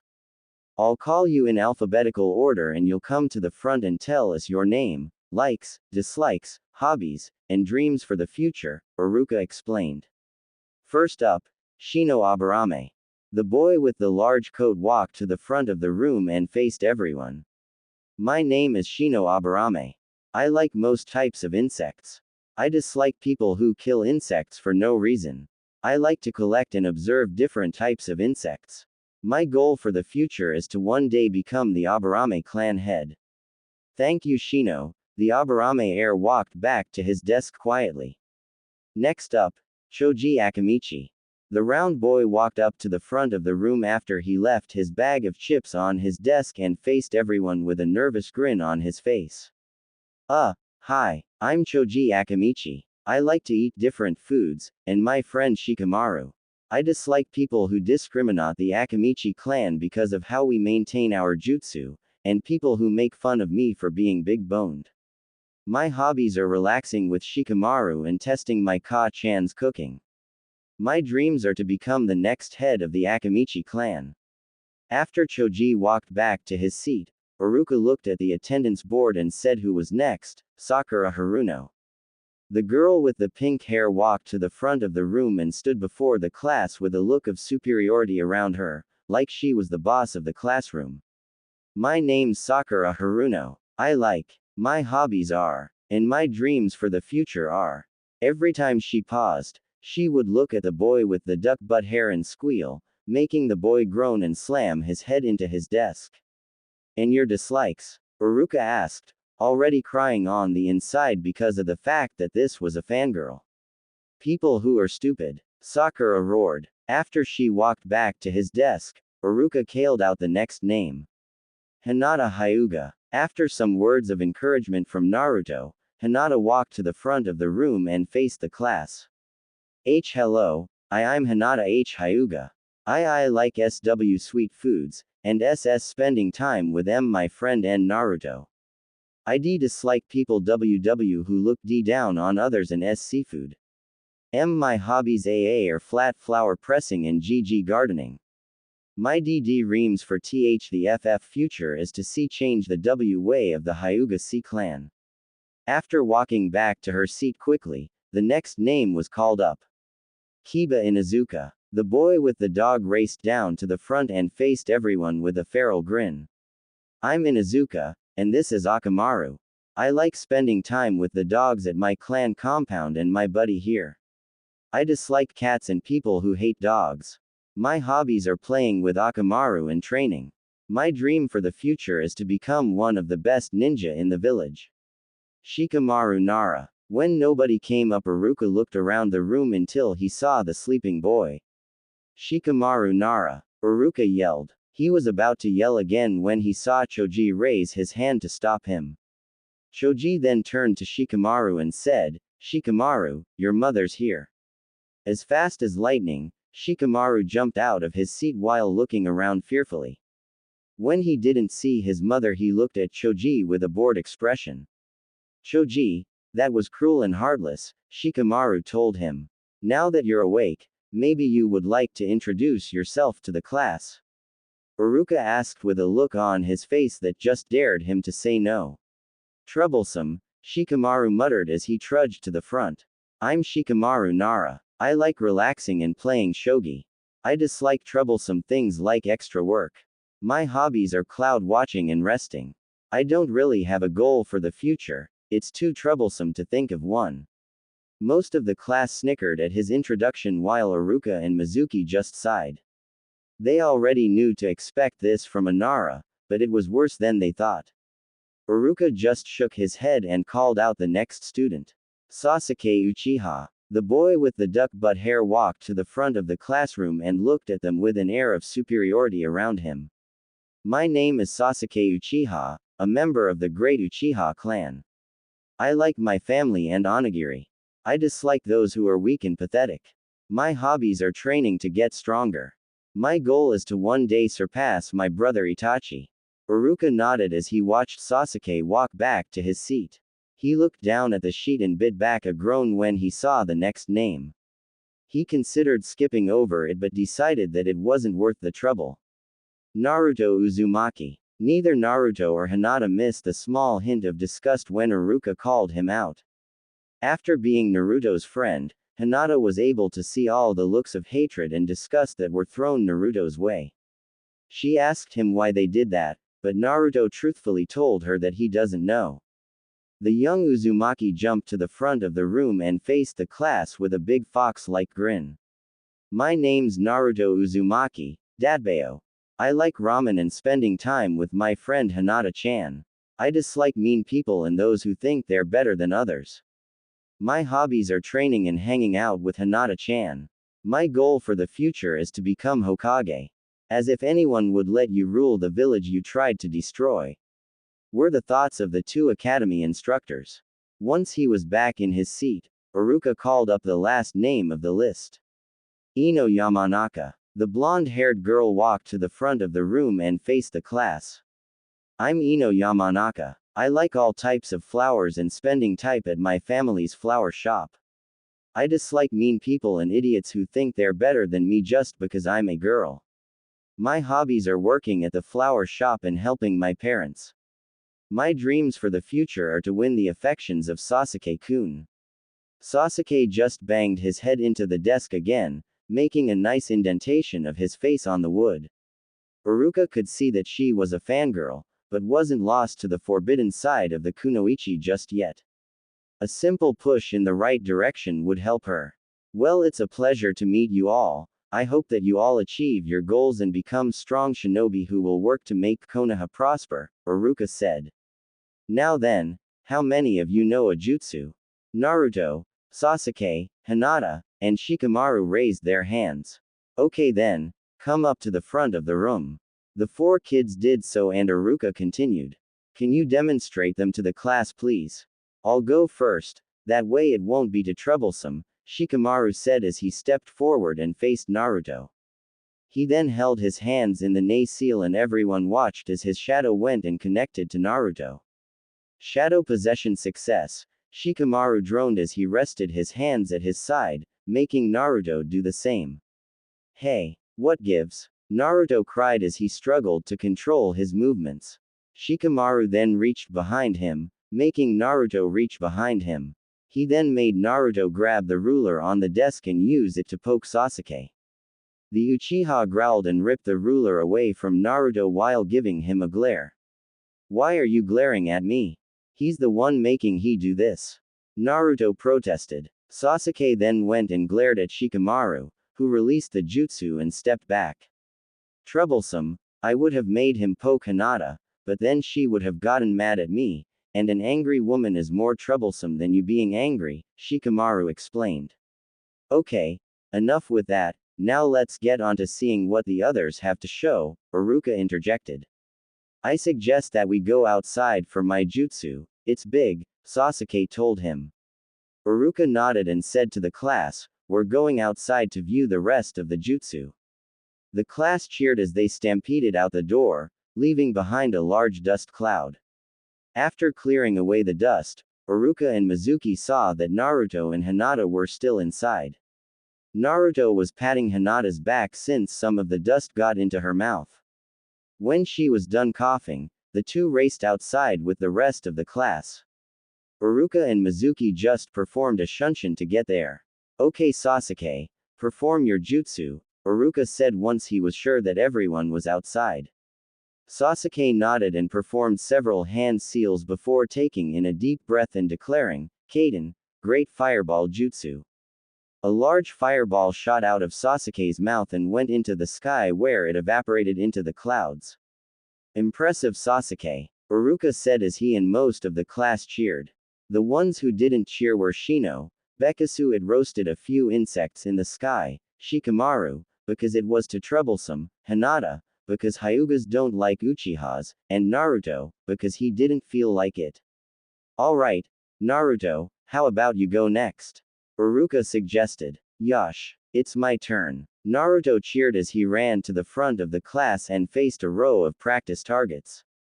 He made the correct hand seals and took in a deep breath before crying, Kaden, Fire Bullet Jutsu. Several fist-sized fireballs flew out of his mouth and impacted against the targets, burning them to pieces. Don't use our equipment as firewood, you blockhead. Iruka yelled as he whacked Naruto on the head with his clipboard. Naruto held his head in slight pain as the tendrils in his body wiggled around in anger. Now Hinata, let's see what you can do, Iruka said as he and the class faced the shy girl. She took a deep breath before walking to the front of the class and made a chain of hand seals. Byakugan. Hinata cried as the veins in her eyes bulged and her Byakugan activated. Good. You can already activate your Dujutsu, Iruka said as he made a mark on his clipboard. I can also perform the E8 trigrams, E8 palms, Hinata said. Is that so? Use Naruto as an example of what it can do. Consider this punishment for ruining academy equipment, Mizuki said. Surprisingly, neither child had any argument about this. Don't worry about it, Hinata. Just relax and you'll do fine, Naruto reassured her when he saw her apologetic look. Hinata took a deep breath and slipped into the Juken. She then darted forward and began to hit Naruto with her pointer and middle fingers. 2 palms, 4 plams, 8 plams. When she was finished, she jumped back and watched as Naruto stumbled forward. She then ran towards him and caught him as he fell down a little. Wow, you're getting better and better with your training, Naruto exclaimed. Hinata just blushed from the praise and opened up the closed tenketsu. Now let's go back inside so we can go over what you'll be learning, Iruka said. The class moved back inside, though Hinata had to help Naruto a little since he was still sore from her attack. Once they were back inside, Naruto was dying on the inside. Why? Because from what Iruka and Mizuki were telling them was that most of their classes would consist of going over theories, mathematics, and history. What did theories have to do with becoming a ninja? He did lighten up when he heard that they would be doing some taijutsu sparring every 2 days, and that they would be doing chakra control exercises every day. Kami knows that he needs it desperately. They were let out for lunch an hour later and everyone went to their own corners. Naruto and Hinata sat under one of the trees that was littering the area to eat their lunch. Naruto had brought some of the sushi that Tsunade bought for him every once in a while. Hinata had a bento box that her mother had made for her. So Hinata, when is your sister coming out of you, mother? Naruto asked as he popped a sushi roll into his mouth. She said that it's supposed to be next month, Hinata told him as she chewed on some rice. I wonder what it's like to have a little sister, Naruto said as he looked at the sky. Maybe Hanabi will treat you like one if you come over often, Hinata suggested. Naruto nodded and chewed on some more sushi before he looked out of the corner of his eye and saw that Hinata looked down for some reason. Naruto hated to see his friend sad for any reason and would do anything to cheer her up. So he sent a small thread stealthily through the grass over to her feet before it slipped inside her sandal and began wiggling around. Hinata gasped as she felt the tickly feeling on her foot. She looked over to Naruto while biting her lip to see him looking away innocently, too innocently. Naruto-kun, what are you doho hoing? Hinata whistled while her shoulders shook from her soft giggles. I have no idea what you're talking about, Hinata-chan, Naruto replied while laughing on the inside. Please to hap Naruto-kun, Hinata managed to giggle out. Naruto complied and retracted the thread, but not before it ran across her toes, causing Hinata to gasp out in surprise. What's got you looking so down? Naruto asked. I was just feeling a little sad for you, Hinata admitted, making Naruto confused. Why me? Naruto asked. Because why you don't have a family like me, Hinata said. Naruto shook his head and said, you don't have to worry about me, it doesn't hurt as much as it used to. Hinata just nodded and continued eating with her friend. After everyone had lunch, they moved into the courtyard where there were fighting rings in the dirt. Iruka and Mizuki were standing before the entire class waiting for everyone to gather around. Okay everyone, we're going to hold taijutsu matches to see how skilled everyone is. When your name is called, step into the arena, Iruka explained to them. You will fight until one of you ends up outside the arena, one of you gives up, or I call the match. First pair up is Choji AMD Shikamaru, Mizuki announced as he read the names off of the clipboard. The two friends stepped into the arena, but Choji looked extremely nervous. Uruka-sensei, I don't want to hurt my friend, Choji said.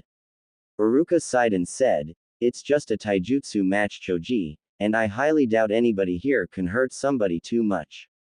Naruto just grinned on the inside, too bad nobody knew about his abilities. Shikamaru sighed and said, I forfeit, it would be too troublesome to fight anyway. Uruka sighed and gave the win to Choji. Mizuki just put some marks on his board and called out the next pair. Kiba and Renji. Kiba jumped into the field after he left Akamaru underneath a shady tree. His opponent was a civilian who had a smug look on his face. Didn't want you weak little puppy getting hurt. Renji sneered. Kiba just growled and glared at him. Uruka, not wanting to see an angry Inuzuka get angrier, just started the match. Kiba leapt forward and dealt a punch to Renji's chest and sent him flying. He landed just short of the ring and leapt to his feet with a snarl. Renji ran towards Kiba and sent a sloppy punch at him. Kiba just scoffed at the attack and knocked the punch away before he tripped him and held a fist to Renji's face. Forfeit. Kiba growled. I give up. Renji cried as he looked at Kiba with fear. Winner. Kiba. Uruka declared. The Inuzuka got off of the civilian and walked back to where he left Akamaru and put him back on his head. Uruka then decided to call out the next set of fighters. Sasuke and Naruto. Many of the female portion of the class cheered when they heard the Sasuke's name was called. Naruto walked into the after getting a good luck from Hinata, the only female that didn't cheer for Sasuke. Are you two ready? Uruka asked. Let's get started already. Naruto shouted as he settled into his stance. His knees were bent, the right side of his body was facing Sasuke, and his right arm was positioned in a horizontal angle across from his chest. His left arm was set in the same position, but it was behind his back. HN, was all that Sasuke said as he slipped into the Uchiha's interceptor fist. Begin. Uruka began the fight and stepped back, waiting to see what would happen. Neither of the two boys moved, each one was waiting for the other to start first. Well, what are you waiting for? Sasuke asked. Naruto smirked and said, I'm not gonna make the first move, that would be stupid unless you are absolutely sure that you're going to win.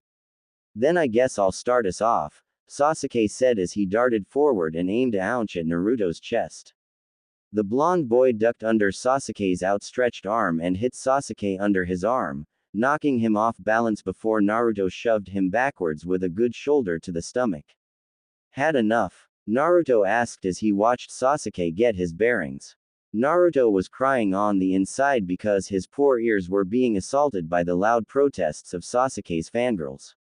Grr. Take this. Sasuke roared as he darted forward and tried to deliver one powerful punch after another. Naruto was able to block most of them, but a couple were able to hit him on his shoulders, and one grazed his cheek. The Uzumaki then fell backwards and used his feet to kick Sasuke in the chest, making him back off for a moment. Naruto took the time to massage his right shoulder while Sasuke was planning his next move. The two of them then darted towards each other again. Wow, they're really going at it. Kiba exclaimed. Yeah, what do you think about this Shikamaru? Choji asked as he ate his chips. Troublesome, I can see that they're really skilled fighters, Shikamaru said. The only one who doesn't look surprised is Hinata. Hey Hinata, doesn't Sasuke look amazing? Sakura asked as she stared at the Uchiha with hearts in her eyes. I'm just as surprised that he's able to keep up WW with Naruto Kun, Hinata said. What are you talking about? Sasuke's the best. There's no way he'll lose. Sakura protested, making the surrounding people lose their hearing for a moment. After she regained her hearing, Hinata said, I've sparred with Naruto-kun, he's SS stronger than how he's FF fighting right now. Sakura just huffed and went back to watching the fight, or more importantly, watching Sasuke while mentally undressing him. Sasuke was standing on one side of the arena while taking some deep breaths. On the other side, Naruto just stood there, not having even broken a sweat, courtesy of his ungodly stamina. Before either of them could make their next move, Iruka appeared between them. That's enough. We've seen where each of you stand, now let's get to the other fights, Iruka said. Wait a minute, who's the winner? Naruto asked. Iruka glared at him and said, it's a draw, you were both evenly matched.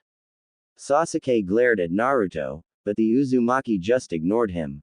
Just wait, you nobody, I'll make sure that you know that your place is beneath me, Sasuke growled as he walked away to brood. Mizuki, who's next? Iruka asked. Sakura and Hinata, Mizuki said as he read the pair off of the board. The two girls had entered the ring and Hinata was taking deep breaths to calm her nerves. Once I'm done with you, I'm going to beat that blonde baka for taking Sasuke-kun's win. Sakura growled. Something in Hinata snapped and she just wordlessly slipped into the Jukin and waited for Iruka to start the match. What's the matter? Too scared to talk to me? Sakura taunted. Naruto was about to yell at her to shut up when he saw the look on Hinata's face. Something told him that he should just watch. As soon as Iruka started the match, Sakura ran forward and sent a sloppy punch towards the Hyuga heiress. Hinata dodged the blow and flew at Sakura before she began to strike at her tanketsu.